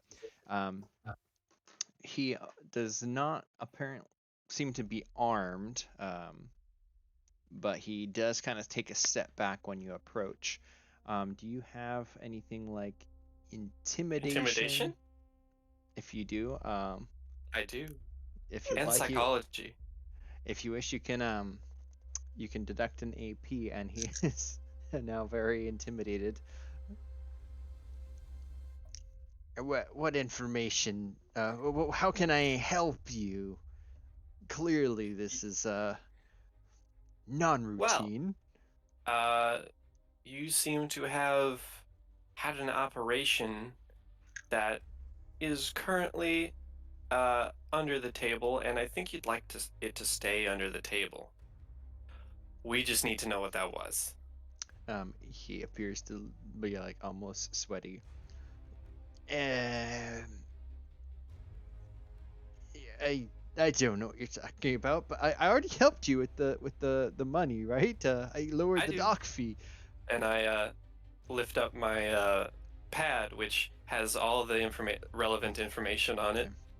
Yeah, you can see that it had it was a trade for all kinds of like illegal substances, stuff like drugs, and you probably recognize like you have some of the sedatives that you have, stuff like that. He had been purchasing from the Wedwed that he had been dealing with. Pixie has like leaned herself against the door, just crossed her arms over her chest, and she's like, "Don't make him mad. I can only clean up so much blood." But I can clean up or create anything digitally, and once things are on the internet. So, he spills the beans. The Wedwed that he did business with claimed his name was Vakyak, Vakyak. He looked just like this, and he had purchased a bunch of illegal substances from the bug guy, and then after that was headed over to the dark side of the planet with a bunch of credits that Lieutenant Allen had given him in exchange for the illegal goods. Okay. That's very helpful. Um, Becca says hello. Hi, Becca. Sorry, distraction. would you like to talk to the other one for a moment? My Well, sister. well, I'd be happy to. I've helped I our. move over to the computer tower immediately.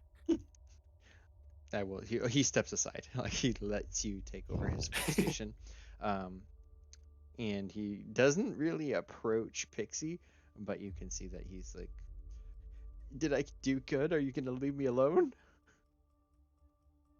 So I would like to spend an AP to use psychology, and basically I want to try to convince him to tell me any minute details that he may have left out. So in the Mm-hmm. conversation, just being as casual psychologist way about it, I want to try to pull out any minuscule details. You know, they said the dark side of the planet. Were they specific on where they were going? Like anything to that degree? Did they mention going with anybody? Were there any stops prior to going? Like, Right, right. Okay. So, yes. So you kind of iron out a lot more details. Is that this bug guy, Taklik, well, his alias, Vakyak, um, he was going, he was first offloading all of his loot from the core worlds that he had dug up from the underworlds over there, all these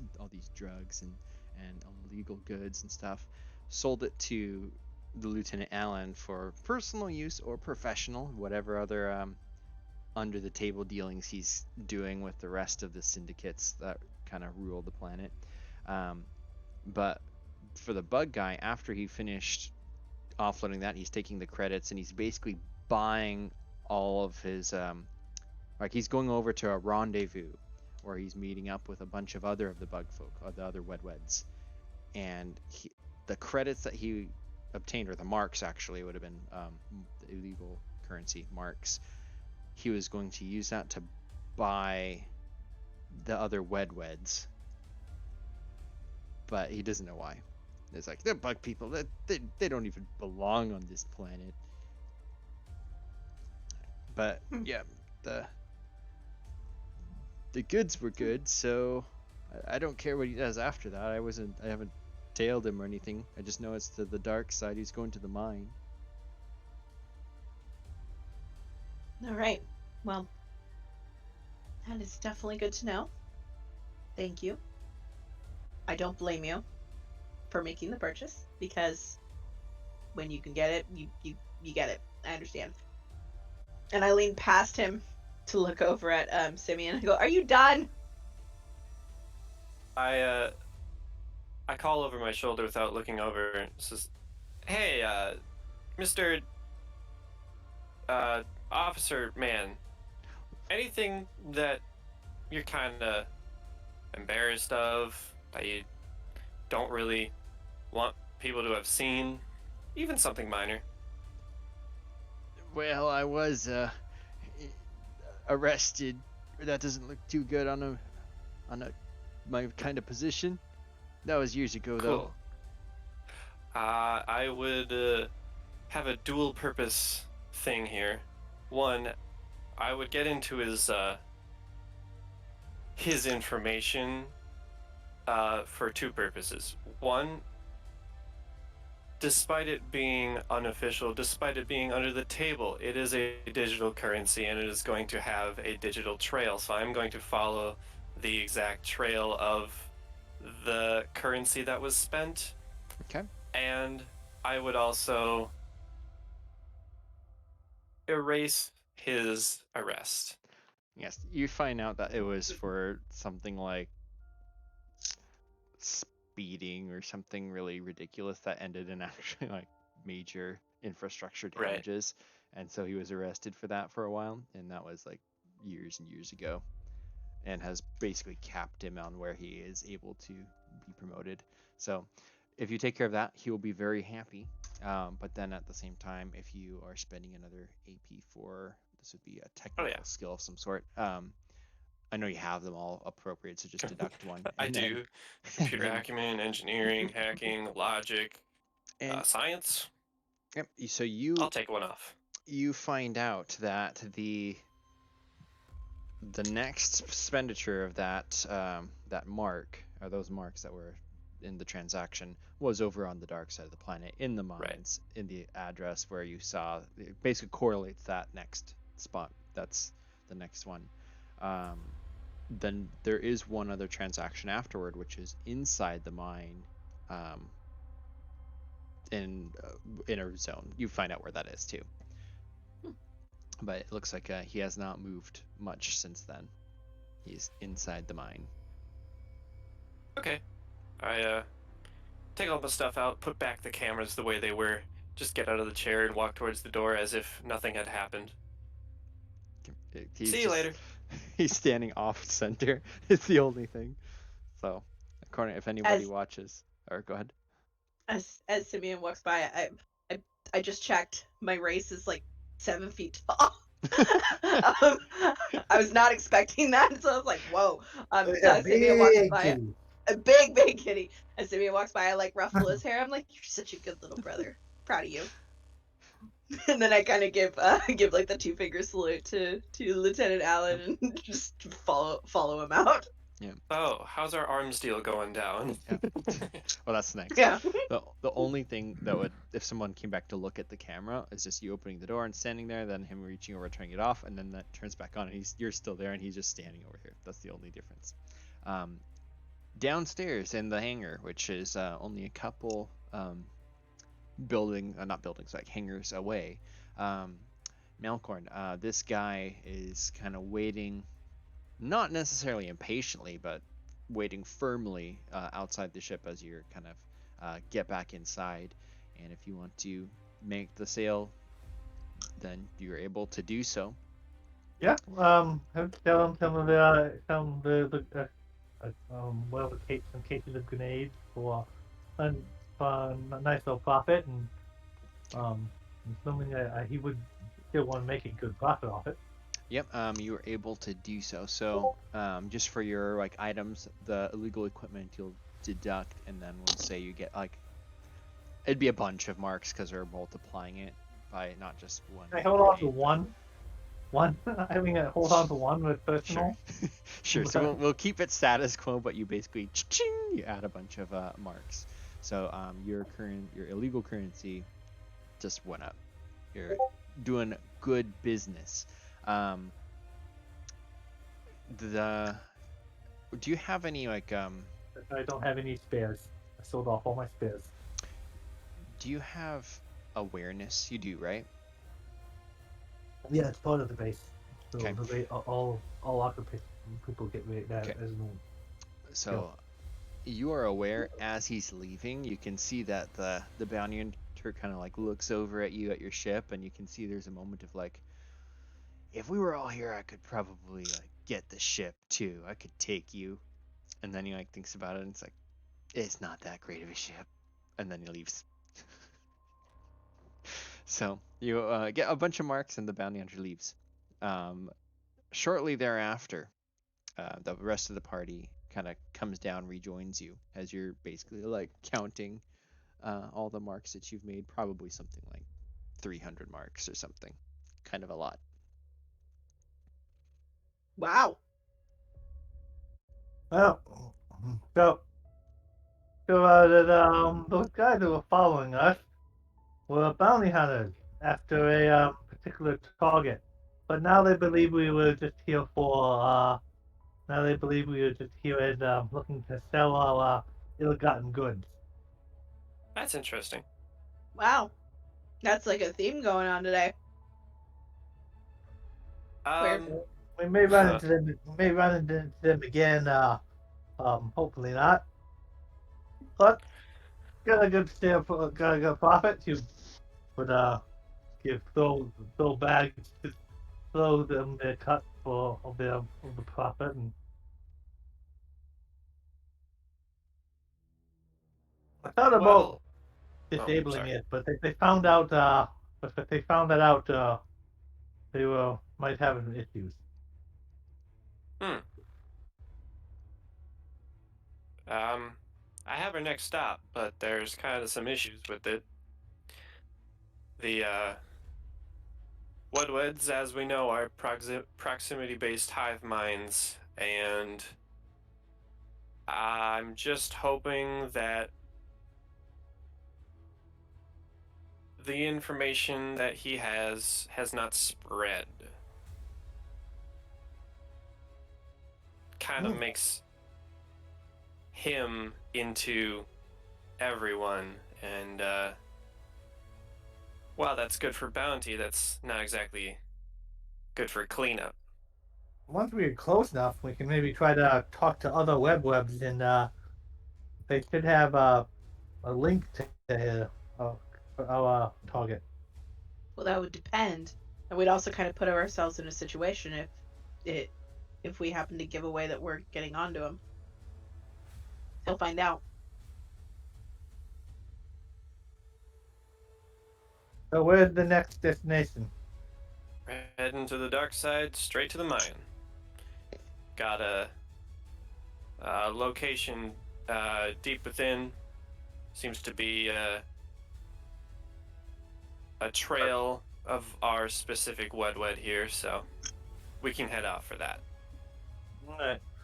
Hopefully we can get there before our friends that just left can cut the trail. Okay. I think we try to take off. Okay. So, the lieutenant doesn't give you any issues, not with the sale that just went on very clearly in the hangar. There's no issues with leaving. You're able to just kind of lift off, fly over. You exit the city, and as you cross over, there's a very distinct like horizon where you start going on to this darker section.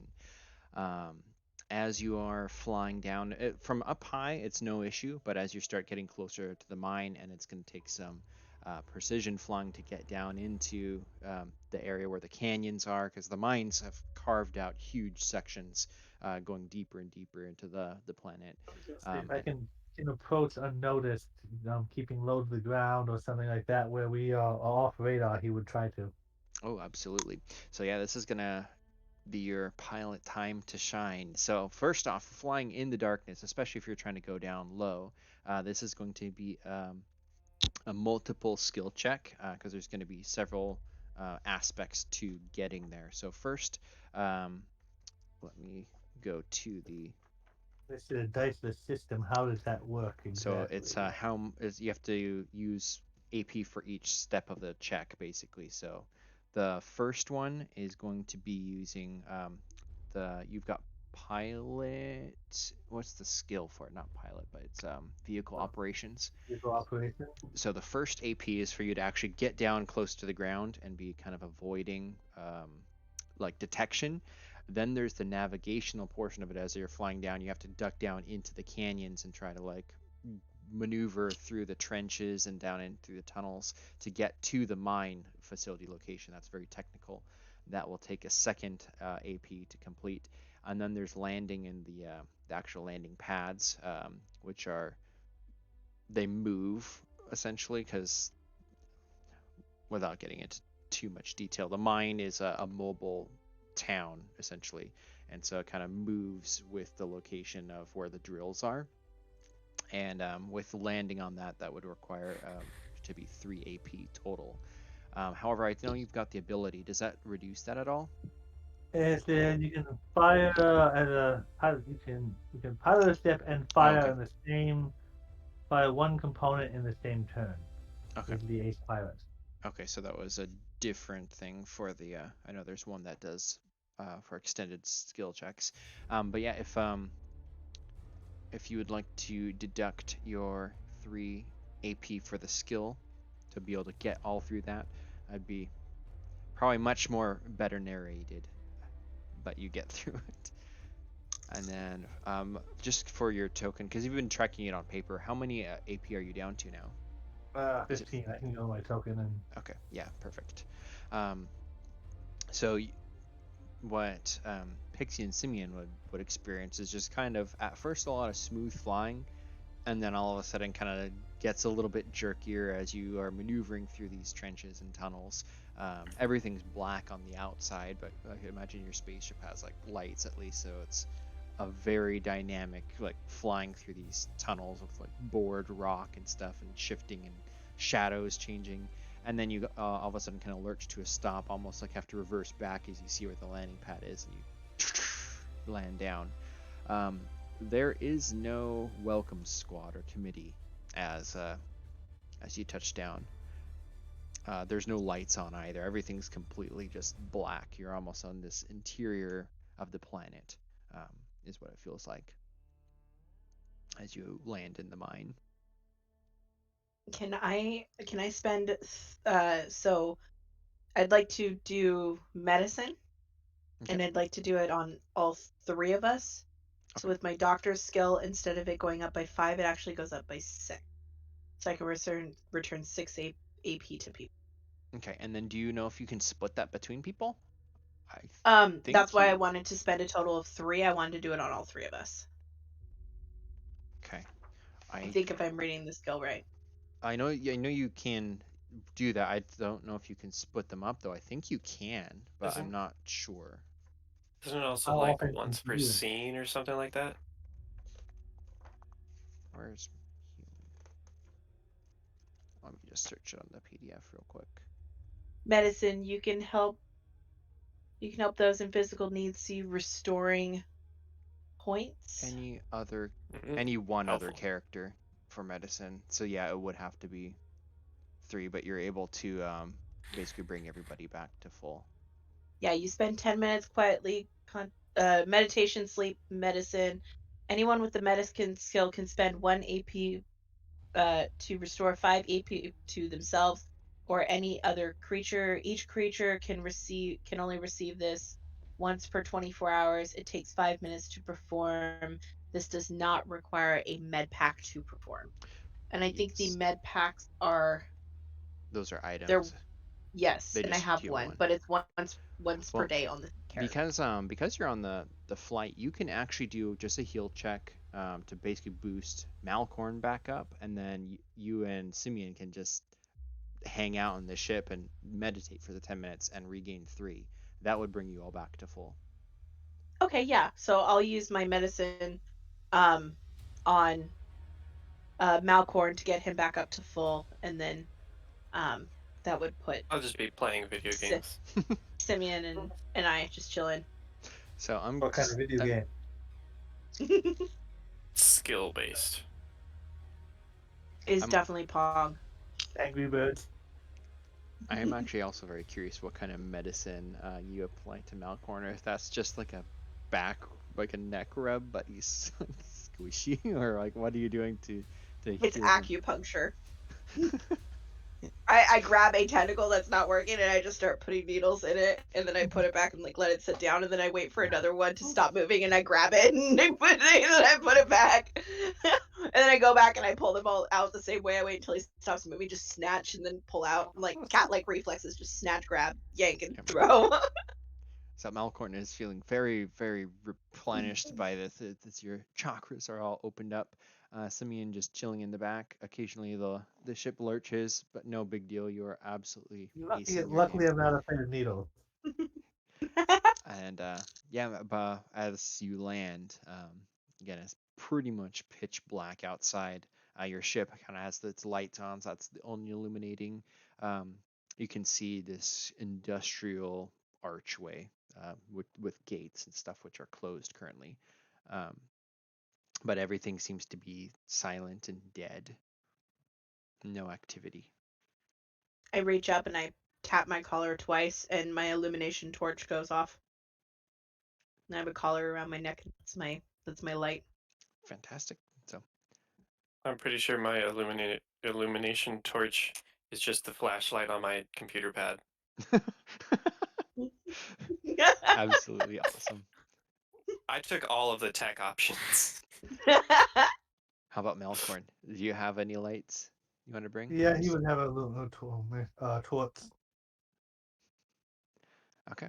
And you've got enough tentacles. You could have a couple just like shining. I So imagine he's used to walking on 4 tentacles and then has 4 arms that tend to deal with arm stuff. yeah, and then you also have your 2 hands. So Oh, they have hands as well as the 8 tentacles. yes, you're basically a Oh torso and yeah. 8 on the Okay, bottom. yeah. I see. A mermaid, but a different type of tail. I guess yeah. I do have hands too. Yeah. So um, so as you Basically, you've got disembark, you all 10 you arms. so that'd be a tentapod. You get to But the big doorway. It's industrial kind of arched. It looks like there's tread marks and stuff and hover blasts of It's like closed. different. Yeah, it's closed, but definitely it's a high trafficked facility. The landing pad here is definitely unloads a lot of stuff. So any ways it looks like an opening mechanism or things like Yep, that. there's like an electronic pad and stuff that you can do to try to mess around with it. It doesn't look like there's power in it though. Like there's lights and stuff that should be on, but everything is deactivated. One of the things that I was going through, throwing about 12 pieces of equipment on my slot, was a universal charger. Yep. You Oh, want I to have one of those. try to find a way to plug that in. Yeah. Okay. So with your light, you're able to kind of look around the area. Does anybody have either investigation? Otherwise, I guess we could use an awareness. Investigation. Do you have investigation? Mhm. Okay, then yep, absolutely. With an investigation, especially with having like a couple lights, everybody looking around, you're able to find that there is a generator which is supposed to be producing power to the landing pad, but it has been severed. The connections, the wiring has all been very clearly, purposefully severed, so that there's no power running to anything in here. Can I be, can I repair it then instead of just using my charger or what's Yep, I believe that well there is a repair skill. If you have that, it would yeah, just deduct an AP for each, the investigation and then the repair. And you just kind of, I was going to say kneel it's down, but really you just UAD go, to fix it yep, and find it and fix it. yep. So there's some sparks fly as you fuse the wires back together, and then you kind of wrap it back around with all the industrial electrical tape, and then you watch as kind of one by one, all the lights turn on, and the landing pad, which was previously shrouded in darkness, is now brightly lit. It's almost like these soccer field like overhead lamps just flood on. You can And also this see is the why they can't have nice things. You also see the door pad lights up as the electronics begin to kind of reboot. It looks like a software reboot, however, and just lines of code seems to scroll across. All the digital buttons are not functioning correctly. oh, do I catch any software information watching the code pass by? Absolutely. It looks like somebody has tampered with it, but for one of your expertise, should not be an issue. I would definitely, if this is the direction that we need to go, I would get to work on this tweaking around with things and fooling the code into thinking that the scripts that I give it are actually its own code, and in an attempt to get us into the lock. Okay, perfect. Yep, that will work. So go ahead and deduct an AP. And as you kind of Yes, sir. get in and kind of fix what's going on there, the screen kind of like refreshes, reboots, and everything's active. You can now open the door.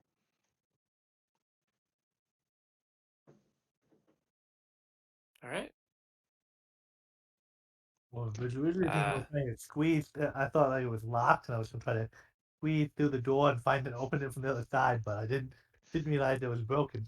Yep, it's everything in here has been deactivated, and then the door now can be opened, and you can see it opens into this big, almost like if you've ever been to like a warehouse, Costco or IKEA, whatever, like big, huge, like aisleways down, and you can see all sorts of major construction equipment, boring equipment, um, drills, laser beams, stuff like that is all like parked. Everything kind of corded off, like you need to have safety vests and hard hats to get in there, but it's all empty. You don't see anybody around, and it just Now kind of this goes down. landing pad should be off the grid, and wasn't working. So no, and assuming I avoided all the radar, no one should have tested our approach. Great. Can I spend an AP to evaluate the ships that are there and try to figure out how long they've been there? Yep. Definitely. You'd be able to find that none of these have really been used in the last week. Um, and then you're using which skill again? Evaluate. Evaluate. So with that, you can also kind of find out that the logs for this, the company that owns this all has distributed a kind of like a forced vacation on all of its employees and personnel. So no, this mine was supposed to be shut down for about a month. So it's been inactive for at least a week at this point, and there's been no trace of people supposed to being here. Okay. I think the only people here that are here are probably the Wedweds, so I think we're lucking out a bit. Doesn't look like any of these have moved for at least a week, if not more. So Yep. I would calm the ship, try to connect to the AI there that whether or not is controlling the ship is definitely on the ship. I would have made sure there was one on the ship. Uh, and I would just, hey, reach out if anyone tries to, mess with you. Acknowledged. Ready with this? Look around at my crew. Ready to push a button. mm, let me do one more thing before you do. And Pixie will step out into the fray, and she reaches up and she just gently rubs her golden eye, and as she does, it ignites. And I'm gonna turn on the long range personal scanner. Okay. Is this an illegal item, or is this, or Nope. this? Oh, that's a No, it regular is item. I think it is I've a got legal one. item. Okay. So that So the is the long range personal scanner range is 2 kilometers on the planet, close range in space, detects life forms, samples DNA, basic geology, metallurgy, and uh, gaseous compounds, and then it's yes. 4 hours. So So I'm scanning to see if anything's like if anything's near and kind of get an idea of how close yes, everything is. you find that so it just shows you everything it looks like. So there's close to 200 life forms in this mine. It looks like they are all wed, and it looks like they are staggered through in different hives almost. You have pockets of about 50 or so in different sections, chambers in this mine. And then there's one where there's only, I think, hold on, let me think for a second. It'd be 5 weds, which are further down towards the core, and they are solitary. They're the only ones that aren't in groups of like 40 or 50. Huh, that's odd. Everybody's in clusters, large clusters, and then there's towards the towards the core of the planet, Adrian, towards the Yep. core of the planet. Um, Okay, yeah, it's not like essentially. molten core, but yeah, it's like deeper down the bottom of Yeah, the mine. essentially towards the bottom of the mine. Um, it looks like there's only 5. That's weird that they wouldn't have joined the collection. I would I would ping my scanner, and just like mentally corroborate the information with uh the information given to me by my searches on the Hmm. other side. Yeah, the ones that are down at the bottom are where that last exchange of marks occurred. Was at the bottom Cool. of the mine. Turn that off. Yeah, well, that's it. That's our goal point.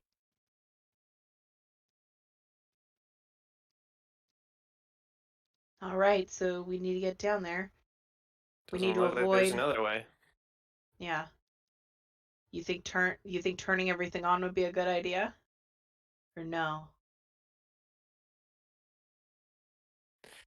Well, we have to Uh, turn things on to get in here, but the more we turn on, the more likely they'll see us coming. that's fair. Um, I would try to get into the control panel and see if I could. It depends on how connected this door panel is. Um, if it is connected to all facility operations, I would. Well, Uh, in the chamber, so once you go from the landing pad through that door into this big like huge warehouse area where all the the mhm. machinery is, there's also like there would be an office or something there that you'd be able to go and access an actual terminal and stuff. Once Okay, you go further down into the next set of portions of the mine where the lifts and stuff all go further down, you'd be able to know that with the pockets of the different ones, they're all like on different levels, and at the very bottom is where those 5 ones are. But you can access the terminal from the machinery room if you want, and sure. there's systems there. I would head to the systems room. Um, and just due to the fact that the lights are decently overwhelming and unnecessary, I would shut them off, as well as any security systems that might have been reactivated. Okay. Yep. You're able to do so.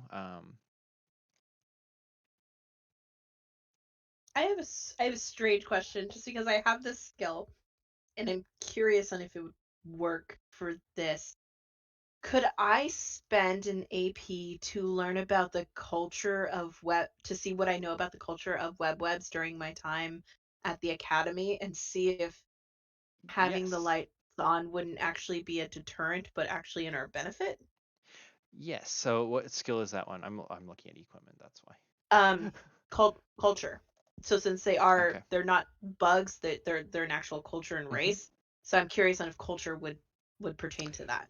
Yeah. So go ahead and remove the AP. You'd be able to determine a couple things from kind of looking or remembering, let's say, back into your experience with these bug guys. So in their culture, they're not sensitive to light, but they definitely prefer it to be darker. They prefer the dark as opposed to the light, so they don't necessarily get penalized for it, but it's a comfort thing. Additionally, you would Dude, know same. that what was it? No. Just You same. Yeah, you would also know that um, the hive mind of the wedweds is something that a lot of the times they prefer not to be too large of a hive mind, because then one of them tends to become like the head, like the chief of the hive mind, and kind of rule everything else, and they all become basically enslaved to like the master of the hive mind. And so potentially that's what's going on here, is like these groups of 40 and 50 are probably like sectioned off almost into their own like subcategory of the hive mind, with a boss on each of them. Gotcha. Okay. I make sure to relay that to everybody. Um, is there Simeon, is there any way that when we get down there that the lights could be activated in just that section? Because that might give us a bit of leeway. Oh yeah, there's always a way to connect to section off um, systems like lights. Oh, I mean, unless you got a real hardcore old-fashioned kind, those are genuinely wired together. That's not really doable without breaking anything. I could probably break it in just the right way that we could even if we can't do it in the software, could do I could make could fix the hardware to only turn on in certain place. Perfect. Perfect. I say that we lean into that. We'll be in a better state anyway if we fight in the light versus the dark if he doesn't want to come willingly. Um but if we can control the light, maybe we can separate just him and just take the one we want. Yeah. Point of order. Does anyone have manacles? Yep. Okay. It's not something on my 12 items I took, but at the pilot. But I wanted to make sure one of us does. Yep, I've got the electric manacle. I've I pretty also much got 3 sedatives, so he ain't waking up for a while. I So- pretty much just specialize in psychological and digital manacles, I which are drew a very kind. effective, but not physically. I I'm a drew doctor. I know how to heal and hurt you. It goes both ways. Yep. So each of these legs off of the elevator are just representing like different floors where each like of those sections of the weds are, and then the bottom one in the lower chamber is where the last 5 are. Cool. Okay, I would turn off lights and head to open the door to So you'd be going. if that was Yeah, you'd basically be able to access like they're like freight lift tubes, so they can have any of these heavy machinery things on here. It's like a very large platform that will go down, descending, and then go. They can go up and down like elevators. very ominous when you're in such a small part of a large moving operation. Anyway, down we go. Okay, where do you want to You're go? always you're always so great for the the uplifting speeches before we go to never mind. Um, I would go as deep as necessary to get to our uh because I presume that there's not like a pathway around to get to the different sections. Well, each floor has different like tunnels and stuff. These basically everything that's active. The mine, you can tell from like you're looking at the maps. There's a whole bunch of different levels and stuff and tunnels where the mines have been going to find this ore. And as soon as the deposit's depleted, they just make new ones. And so where the weds are, it's where all of the active mine um, deposits are. There's a whole bunch of other extra ones that have been closed or depleted, um, but they're only active in 4, and then the bottom where the they call this the core area. But Okay. there's 4 active deposits, and then a whole bunch of dozens of other depleted or closed ones. So you can pretty much Yeah, get to wherever you I want. would go to the. I mean, unless anyone's gonna stop me, because I would stop the process. Mid-cycle, I would get us to the active floor. Okay. The first, so the you want to go to, there's it just descends, so there's one on each level essentially that's active. So Oh, we'll call it level 1, 2, 3, 4, and then the very bottom is where the 5 ones are. okay. Um, Do we just want to go straight down? Try to I avoid as much conflict as possible. think so. Personally, Malcorn, what do you think? Well, if they have a high, we want to try to engage the target first. If they have the hive mind, they'll they'll probably know we're coming if we spot us in the wrong area. We pretty sure that's the 5 down there. Just 5 is all I saw. Yep. Or did you think you'd be hiding on the bigger group? Or no. I've got. Um, I've got some evidence that he would be within that group. Digital trail, mark transaction. Between I think that and the if he's a others would dealer, come. he wants to be the head honcho. He's not going to want to be an underling, so I don't think he'd be involved in one of the bigger groups. The other ones aren't gonna. We can. Unlikely the other ones would come to their his aid, and even if they do, we can either electronically or either software or hardware will block the others from getting to us. So yeah, let's go directly after him. Agreed. Okay. Simeon, So would you do the honors? I'll take us down to 5. Okay. So the lift begins to descend very quickly. It almost feels like you're gonna like start free falling because of how quick it is.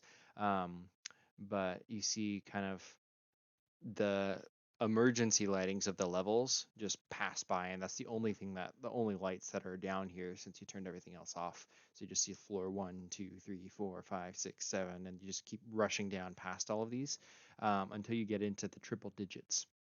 At which point you get to this bottom where the fifth one down is the very, very bottom. It's probably floor like 300 something. And it kind of like comes to a stop all of a sudden. And then the doors open, and you can see that there is a very small passageway. Like the elevator doors open and they're wide, but they will open and everything's rock except for just this almost like a couple people can walk through it at a time. This lowest level has not been carved out or completed, and it's barely open. Just the elevator shaft has been put in. And further down, do you have your lights out? Yes. Okay. So Not yet. I'm looking off of the others' lights. okay. So based off of Pixie's light, you see immediately down the corridor the shadow of one of these bug folks seems to like jump across this hall from the left to the right. And I will need to know for combat if you wish to go in the first round or not for everybody, please. First, I will pay the AP to go first. Okay. Um, this guy is. I'm Go ahead. definitely going last. Okay, so I'll sit in the last phase. okay. How about I'm Malcolm? not sure how this works exactly. So Sure. So for 2 combat, phases. yeah, there's a first round and a last round. If you go first and you're trying to react quickly, it costs an action point to go in the first round, but then you have the first choice of trying to like if you're trying to shoot someone or do something to someone, and then if they want to go in the first round, then they can choose to try to defend and stuff or just take the damage. If they don't go in the first round, then you automatically get to like do stuff to them, so they won't be able to defend against you. Um, so there's a section on combat and stuff, but yeah, basically, if you want to try to go first, it'll cost 1 action point. these bug people can't see in the dark very well, can they? Or no better than anyone else? They prefer the dark, yes. Oh, they So prefer the yeah, dark. so they're not at a disadvantage. So they can probably tell there's 3 of us, even though only one of us has the light on.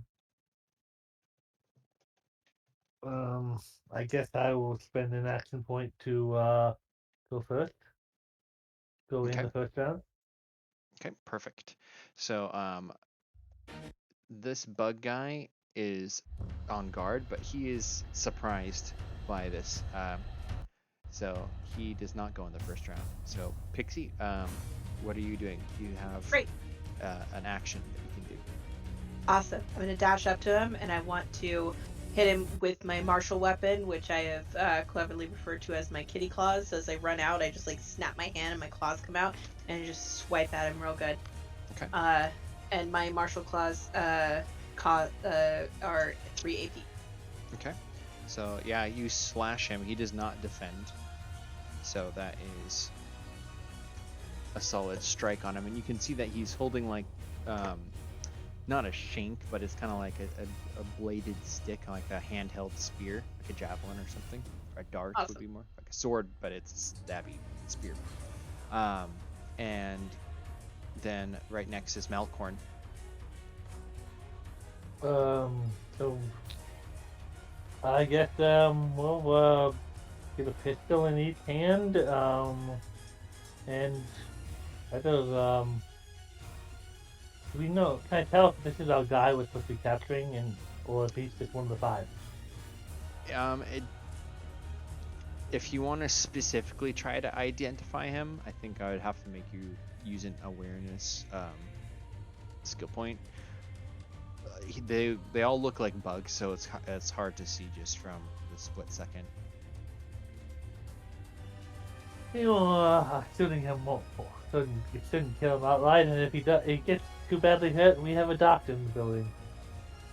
So if you probably be still we not won't pull all four of them in the tentacles and everything, but you'll probably pull a ran pistol into each hand and try to do that the bug guy. Okay. So how much does that do? Is The 5 range 25 AP 5. I don't know if we got me used twice or not, but we could talk about it at the beginning with you having two hands, so just deduct 2 action points if you're gonna shoot twice, I guess. okay. And then I imagine Pixie, like when you scratch him, you, like drop down into like a crouch so that there's a line of sight, and from the back you just and this bug guy just gets lit up and like drops down. He's dead. Definitely dead. That the second round would be kind of Simeon. Mm-hmm. Are you anything from you? I'm going to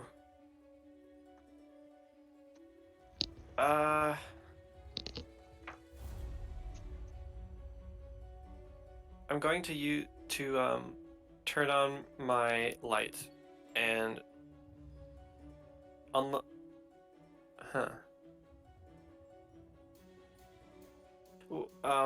would you have said that I would have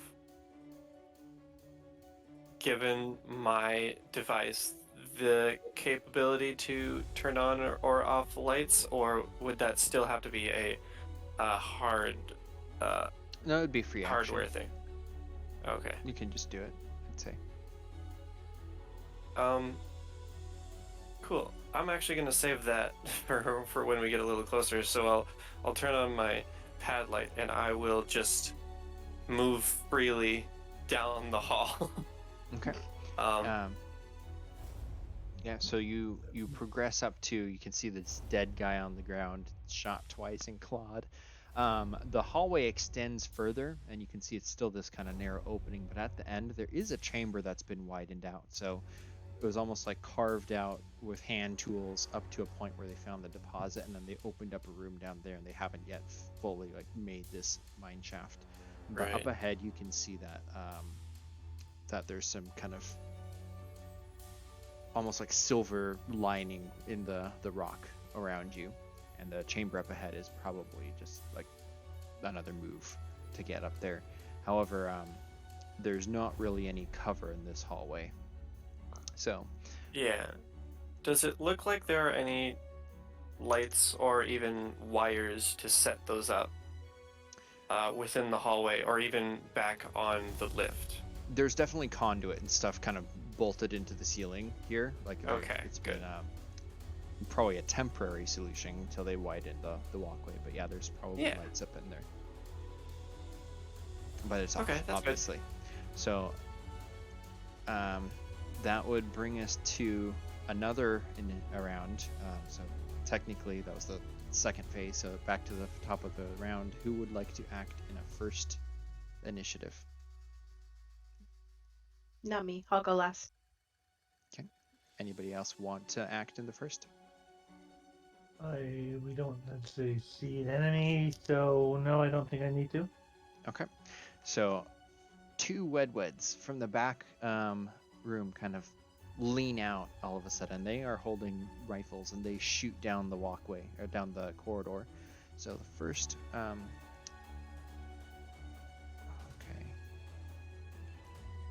So for the first one, because they're going to be shooting, can people defend in that one? Do you remember reading that, Mackenzie, or no? You have to defend in the previous phase. Okay, Yeah. that's how it works. Okay, so with Simeon and Pixie in the hallway, the 2 Wedweds shoot at you, and each of those, they're rifles, so I believe those are, how much? 5 Rand, 7 AP. So each of you lose 7 AP as these rifles, it's like a laser beam, like a blaster rifle, essentially. Okay. And so that's my armor. That is the use of my armor as well. The impact dissipates, but you see like a sparkle of the protective shield that was on her armor dissipate as well. Okay. So that was the first phase. So the last phase, all of you get to move. I'd like to go first and do my best to get into the lights. I would like to turn them on. Okay. So do you have what skills can you use have for that? Engineering, if I need to physically get into the wires. So engineering says you can design, understand, and build complex mechanical devices. I'd say build. You could try to unbuild. I'd say that would be basically to open up the conduits and expose the wiring. Right. Okay. So you could do that. So you can deduct 1 AP for that. Do I... Would the exposure and like setting that up be that turn for me? I think it is. It would be to be able to actually like start trying to hack into the wires or do anything like that. That would basically take another action.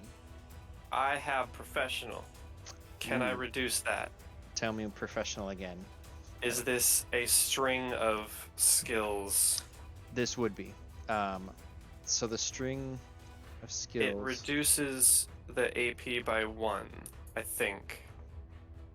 Okay. I don't remember specific. Hold on. So I was going to say that I would take another check the next round to actually try to start splicing wires. So I guess I would make it a check of 2. So if that reduces it by 1, reduce the number of rounds. So yeah, reduce the number of rounds for repeated skill use. Yep. So if it's 2 rounds, I'm gonna do that. I'm gonna Yep. Get all raring and ready to go and just Okay. So get on those lights. So your end goal is to turn on the lights, basically. My end goal is to turn on the lights within the halls of this floor. Yep. So with being professional, the lights flood on all of a sudden, all at the same time. Light, very bright light. Everything's well illuminated. You can see the black stone or the black rock with all the silver embedded into it from the spore deposits, and you can see 2 Wedweds go. Cool. So that's my use of professional within the scene, and I think that's my turn. Okay. And I didn't catch it. Anyone else move in the first round? No. Second round. I thought we were all moving in the second round. So I went first in the last phase, if that's what you mean. Yeah, sorry, phase. So each round is divided into the first phase and the second phase, and then a round is one of each, basically. Me and Picky haven't acted in this second round. Yeah. So did both of you want to act in the first phase of the second round, or did you want to go in the second phase? Second phase. Second phase, but I thought we were already in the second phase. So the second phase from the last one was only Malcorn. So Simeon and Pixie shot in the first phase. Then the second phase, Malcorn went. Then round 2, Malcorn wanted to go in the first phase, and that was just happened. So we're still in the first phase if one of you both wanted to act. Otherwise, if you wanted to react, then it'd be in the second phase. Does that make sense? I mean, I'm totally cool with that being first phase, but I thought the Wedweds shooting at us was the first phase, and then we kind of all defaulted to the last phase. You're right. Yeah. Sorry, I just wanted to make sure my stuff, even though it was in the last phase, was before whatever they did. Okay, that's where I got it wrong. Okay, yeah. So this is the second phase of the second round. Yes. So it doesn't cost anybody anything, but yes. Sorry about that. That was my mistake. It's okay. So yeah, you both are able to go. What do you do? I imagine we're going to. I was going to shoot either at both of them or one of them, depending on what Pixie does. Do you want to try to run up? Because right now, Melkorn and Pixie are both kind of like in the hallway, and you're further back still. Simeon. Sorry.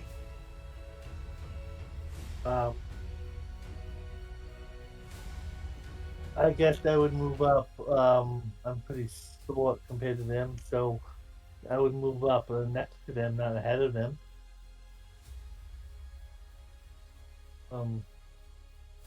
Okay. I think you missed. Okay, I'm the split person, Malcolm. Yeah, I got you guys confused for a second there. And I guess I would just try to shoot probably one at each of them if they're coming on either side of the door. Okay. Does that cost AP? So shooting costs an AP, yes, and then they are not able to defend because they went in the first round. So that would be 5 off of each of them, right? Yeah. Okay. Okay. And then Pixie. So Pixie is going to run up to them, and does either one of these guys look like their potential target? They look like Yes. they look like the bugs, but they're holding rifles. Did you see you ran up to the kind of at the entrance to the chamber? You can see that there are 2 more in the back. One of them looks like they're wearing like a purple almost robe, and the other one is like a red vest, and kind of they're much more fine clothing for those guys than these guys with the rifles. Okay. I'm going to take a claw attack at the one that Malkor just shot. Okay. I shot both of them. Yep. Perfect. I will look the one that is looking the grumpiest at Malkor for shooting him. I'm clawing that one. Okay. So yeah, how much does that attack do? 3 AP. Okay. So yeah, you claw him and he kind of like rears back, chittering, say or something weird. And it is still up. So it would be the 3rd round, first phase. Who would like to go in the first phase, if any? I will take it. I will also take a first phase slot. Yeah, I don't want them shooting me, so I'll spend an AP to Okay. So everybody's acting first. Yeah. They are also going to act in the first phase, so I need to figure out Which how makes sense. this works. Yeah. So everyone acting the first phase acts at the same time, but before anyone acting the last phase. So all outcomes in this one go at the same time. What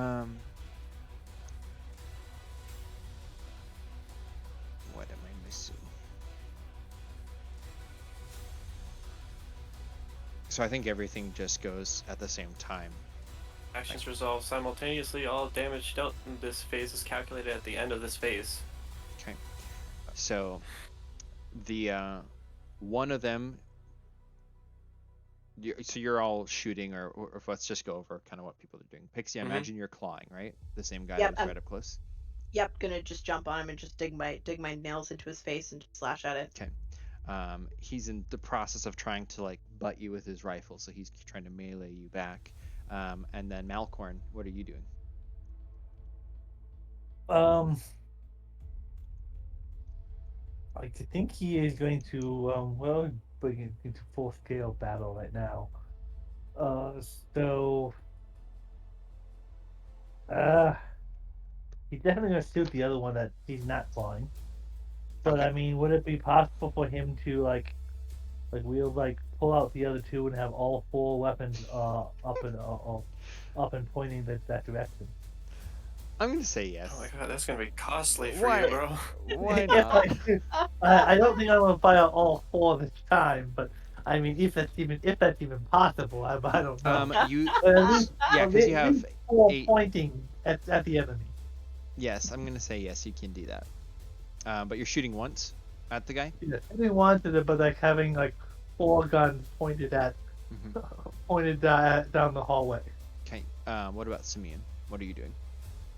I'm gonna slink my rifle from over my shoulder and take a shot at the one that's still standing that hasn't been hit as much. Okay, so there's the 2 on each side of the doorway. I'm imagining that Pixie's on the right side of the doorway clawing one, and the other guy's on the left. He's been Yeah, I'll shot, shoot but he's the still left. up. Okay, so the guy with the rifle was going to actually try to shoot down the hallway again, which would be, if I guess because Malcorn's short, because he's an octopus guy, he would be shooting at Simeon.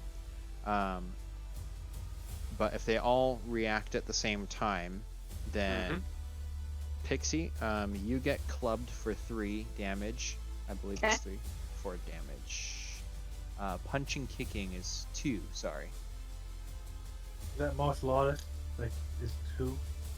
Melee weapon, martial arts. Is he? Like, Yeah. or- Is he melee because he's hitting me with the back of his gun? Yeah, he would be, but it's not a blade or anything. Well, okay, so it says martial arts, natural I have weapons. martial arts. Oh yeah. We'll much say damage? okay. So it's 3 to you as he kind of butts you, and then you claw him. He dies. Awesome. The rifle guy shoots at Simeon simultaneously as Malcorn and Simeon shoot him back. He goes That's flying, and 7 from me, unfortunately, and yes. 7 to me. And then that is the first phase. The second phase, the 2 guys who are kind of in the back, the one with the red vest steps down and kind of crouches behind a rock. The guy in the purple one steps out holding his hands up and approaches you. That his movement is his action. That brings us to the third turn. So who wants to go in the first phase? 4th. Oh, 4th. I'll go in second phase. I'll go in the first phase. I'll spend the AP to go first. Okay. I don't have much to do at this point besides maybe intimidation, so I think I'll keep it to second phase. Okay. So first phase. Last phase. Yeah. So Pixie, what are you doing in the first phase? Awesome. So I want to run up to the one that has his hands up. And as I'm running up, I want to shout, Takakli? I just realized one thing we're doing wrong. Sorry. So in the first phase, an action's declared, and that costs an AP, and then people attack. I think you can defend against that attack by spending an AP still. So it's not just you immediately take the hit. So, my mistake about that. Sorry. Okay. I'm confused. So defend is a free thing that So can you be can- added you on can- top yeah. of a different AP. Yeah, so if I'm going first and attacking you, and I'm reacting first, but I spend the AP to go first and I attack, you can still defend, but you have to spend an AP, and then I'm trying to find out what that translates into next, like what your defense does. It negates the damage. Oh, But you well, can only negate one attack. that's easy enough. So, so Simeon could have react defended and not taken that 7 damage at the cost of 1 AP. Sure. I'll So- add 6 back. Okay. Cool. So sorry, Pixie. So I'm running up to this one, Mhm. and I'm shouting Takaklik? Like what's his name? Taklik. Taklik? I'm shouting Taklik, and I'm seeing if there's any sort of recognition as I do.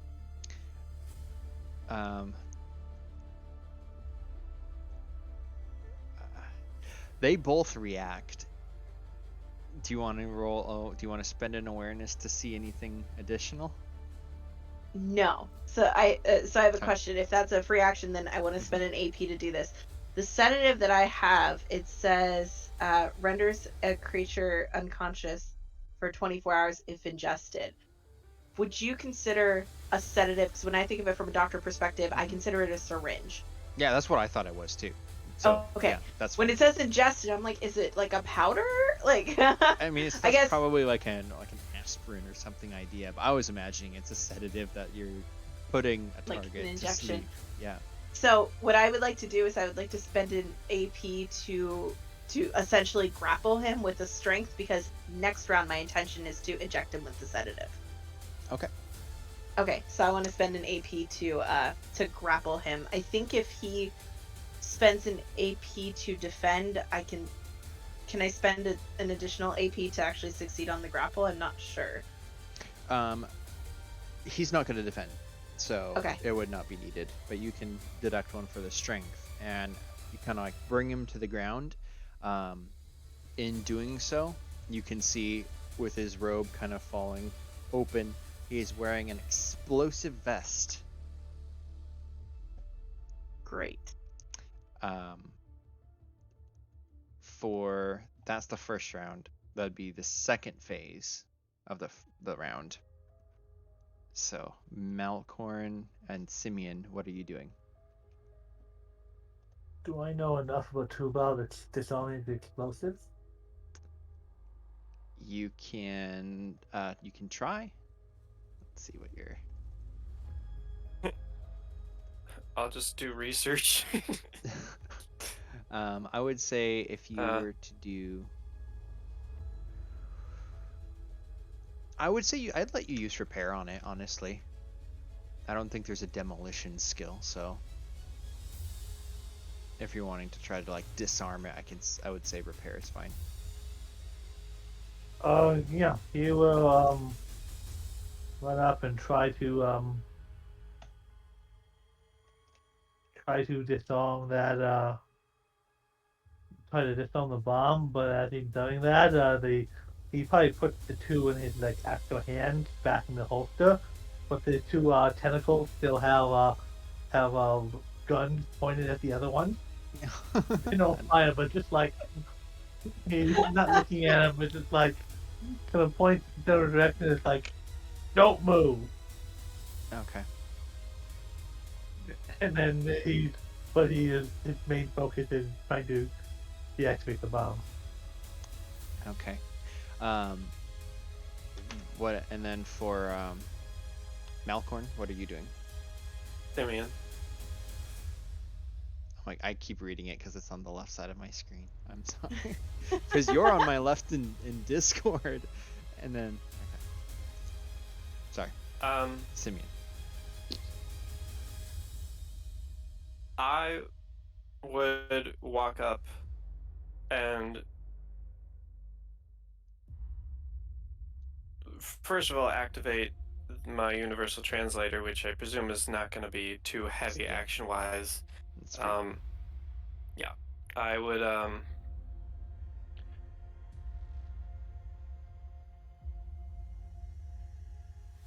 would basically assist, quote unquote, with the intimidation from the guy holding the gun, Malcorn, and I would literally use intimidation to just, all right, stay here. We're all going up anyway.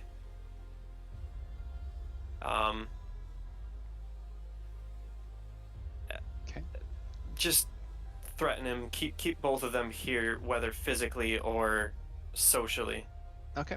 If you want to put use intimidation, because that's some Malcorn wasn't able to do the skill actually last turn because he's doing other stuff. If Right. you want to do the intimidation, you can deduct. Oh yeah, absolutely. And you can see the red vested Wed kind of is kind of leaning back. He looks at the rock overhang where he's kind of crouching behind. He doesn't seem certain for a moment, and you can see he's holding a detonator in his right hand or his left hand, whatever.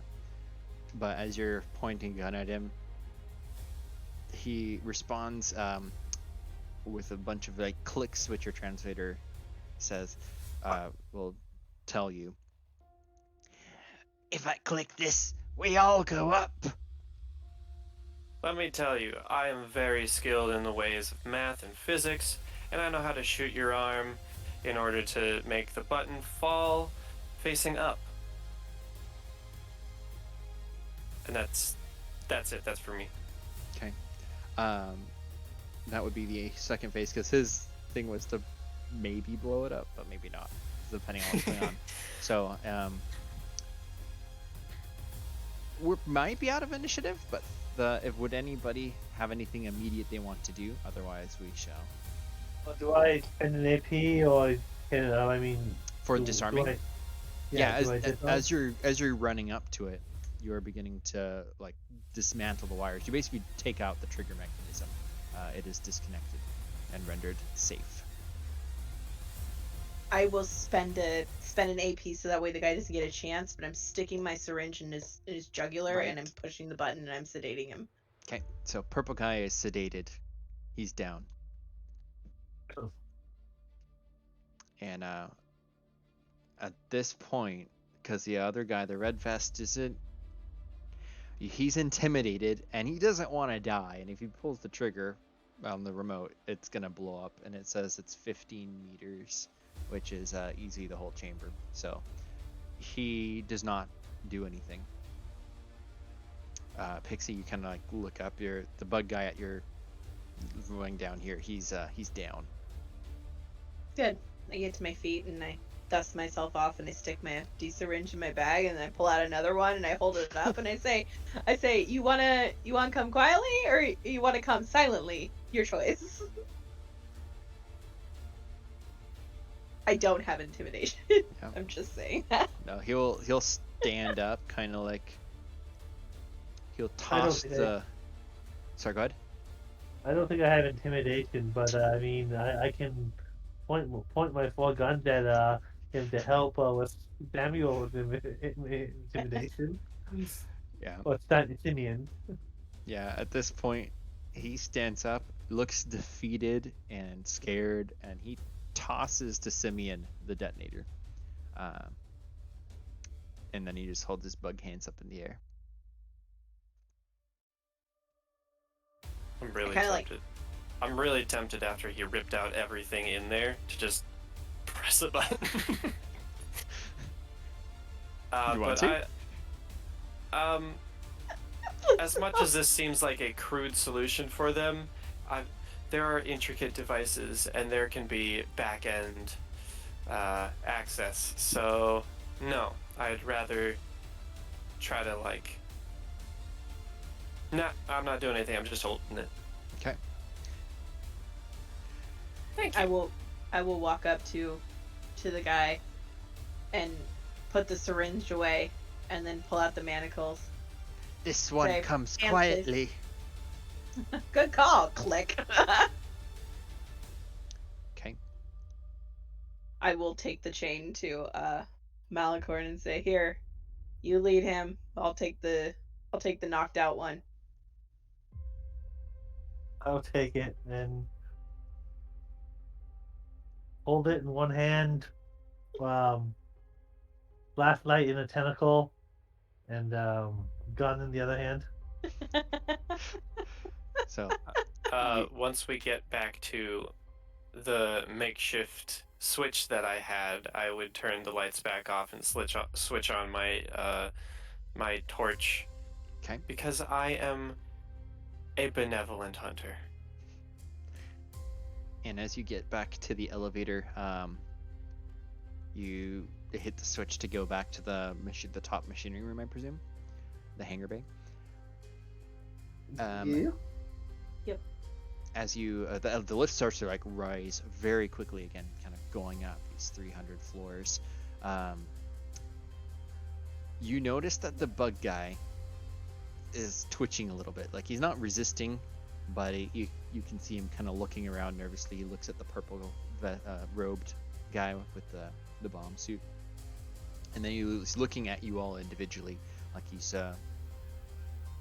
scheming, plotting. I I look as he's looking around. I make eye contact with Valacord and I point to my bag, which he knows has my syringes in it, and I hold up 2 fingers. Yeah, can I tell he's scheming? You can all see you. He has the look of a trapped animal that's like trying to think of a way out. It's pretty apparent that he's scheming. I point the pistol like right at the back of his neck. Like, what do you think it's gonna be faster? He stops moving, and if bugs could sweat, you could see them sweat. However, on the way up, this floor, the elevator button lights up.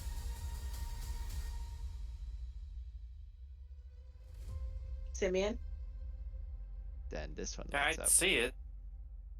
So like the elevator button lights up as it's something else calling the elevator, or Yeah, it's like someone on that floor has hit the elevator button, and you're racing up. You've already passed 3 and 4. You're approaching 2. I had hoped That's cool. I had hoped we had seen the last of our friends, but we may be a unwanted company.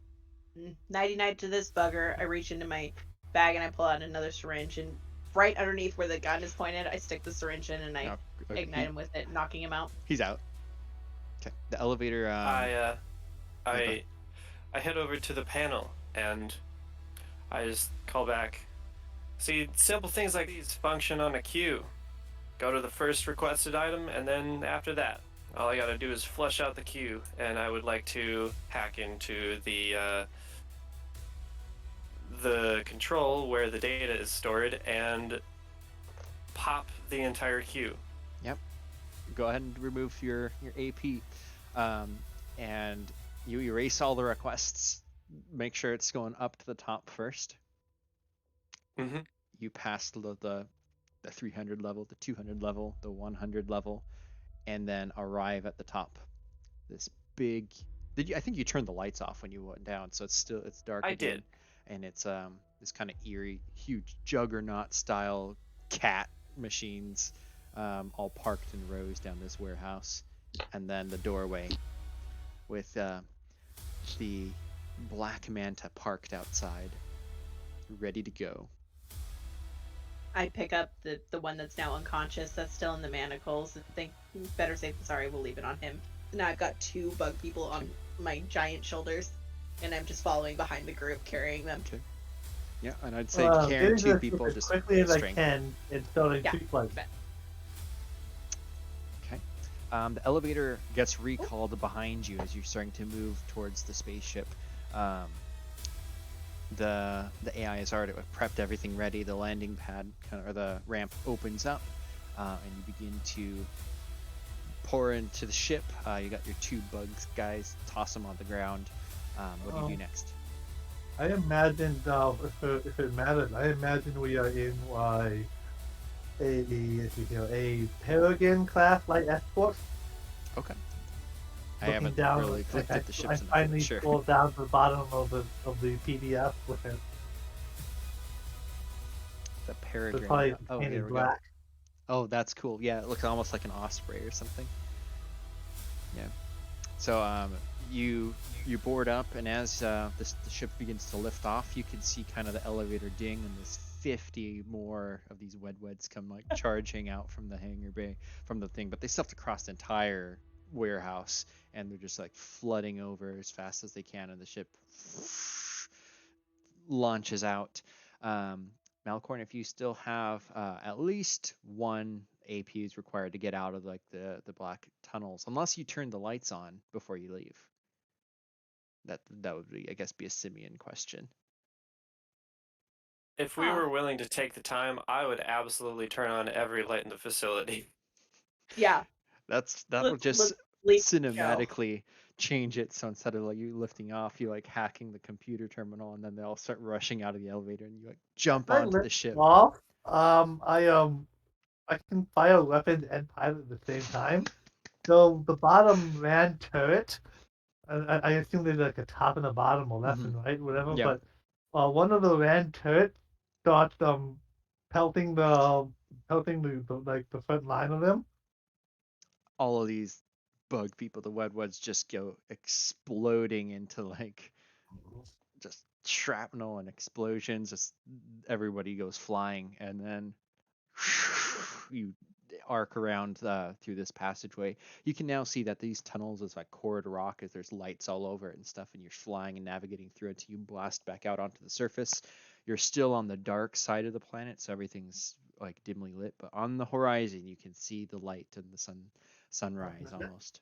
Cost 2 points, or how does that work exactly? It'll only cost 1 point because the lights are on, so, and then you're not trying to be stealthy, I imagine. So once you like get out, you can just go blasting off.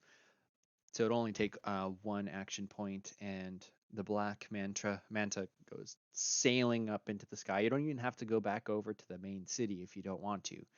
You've got your bounty. No, the further away we get away from this other bounty hunter, the better. Because that's what I was worried about. Actually, yeah. As we're taking off, as he's flying us out, I'll go to the. I'm like bandaging myself up, and using my my med pack. But I want to see, like, is there any other ships that are coming this way? Like, are we gonna pass those guys? So for funsies, there probably is the ship, but they don't know that it's you right away. Or if they do, they probably realize that, like, hey, that's that ship, and then maybe they turn around. But at that point, Malcorn is making the jump, and you head back to the core worlds where you're able to cash in the bounty. This is not marks. This is a bunch of credits. So on this endeavor, you have made a bunch of black market profits from your selling and cashing in the bounty. They're not entirely sure which is which at first, until like the police end up like separating the two bugs, and the guy in the red vest was Teklik, and so they shoot him. The other guy, they identify him and realize that he was an unwilling accomplice because of the hive mind, and they let him go.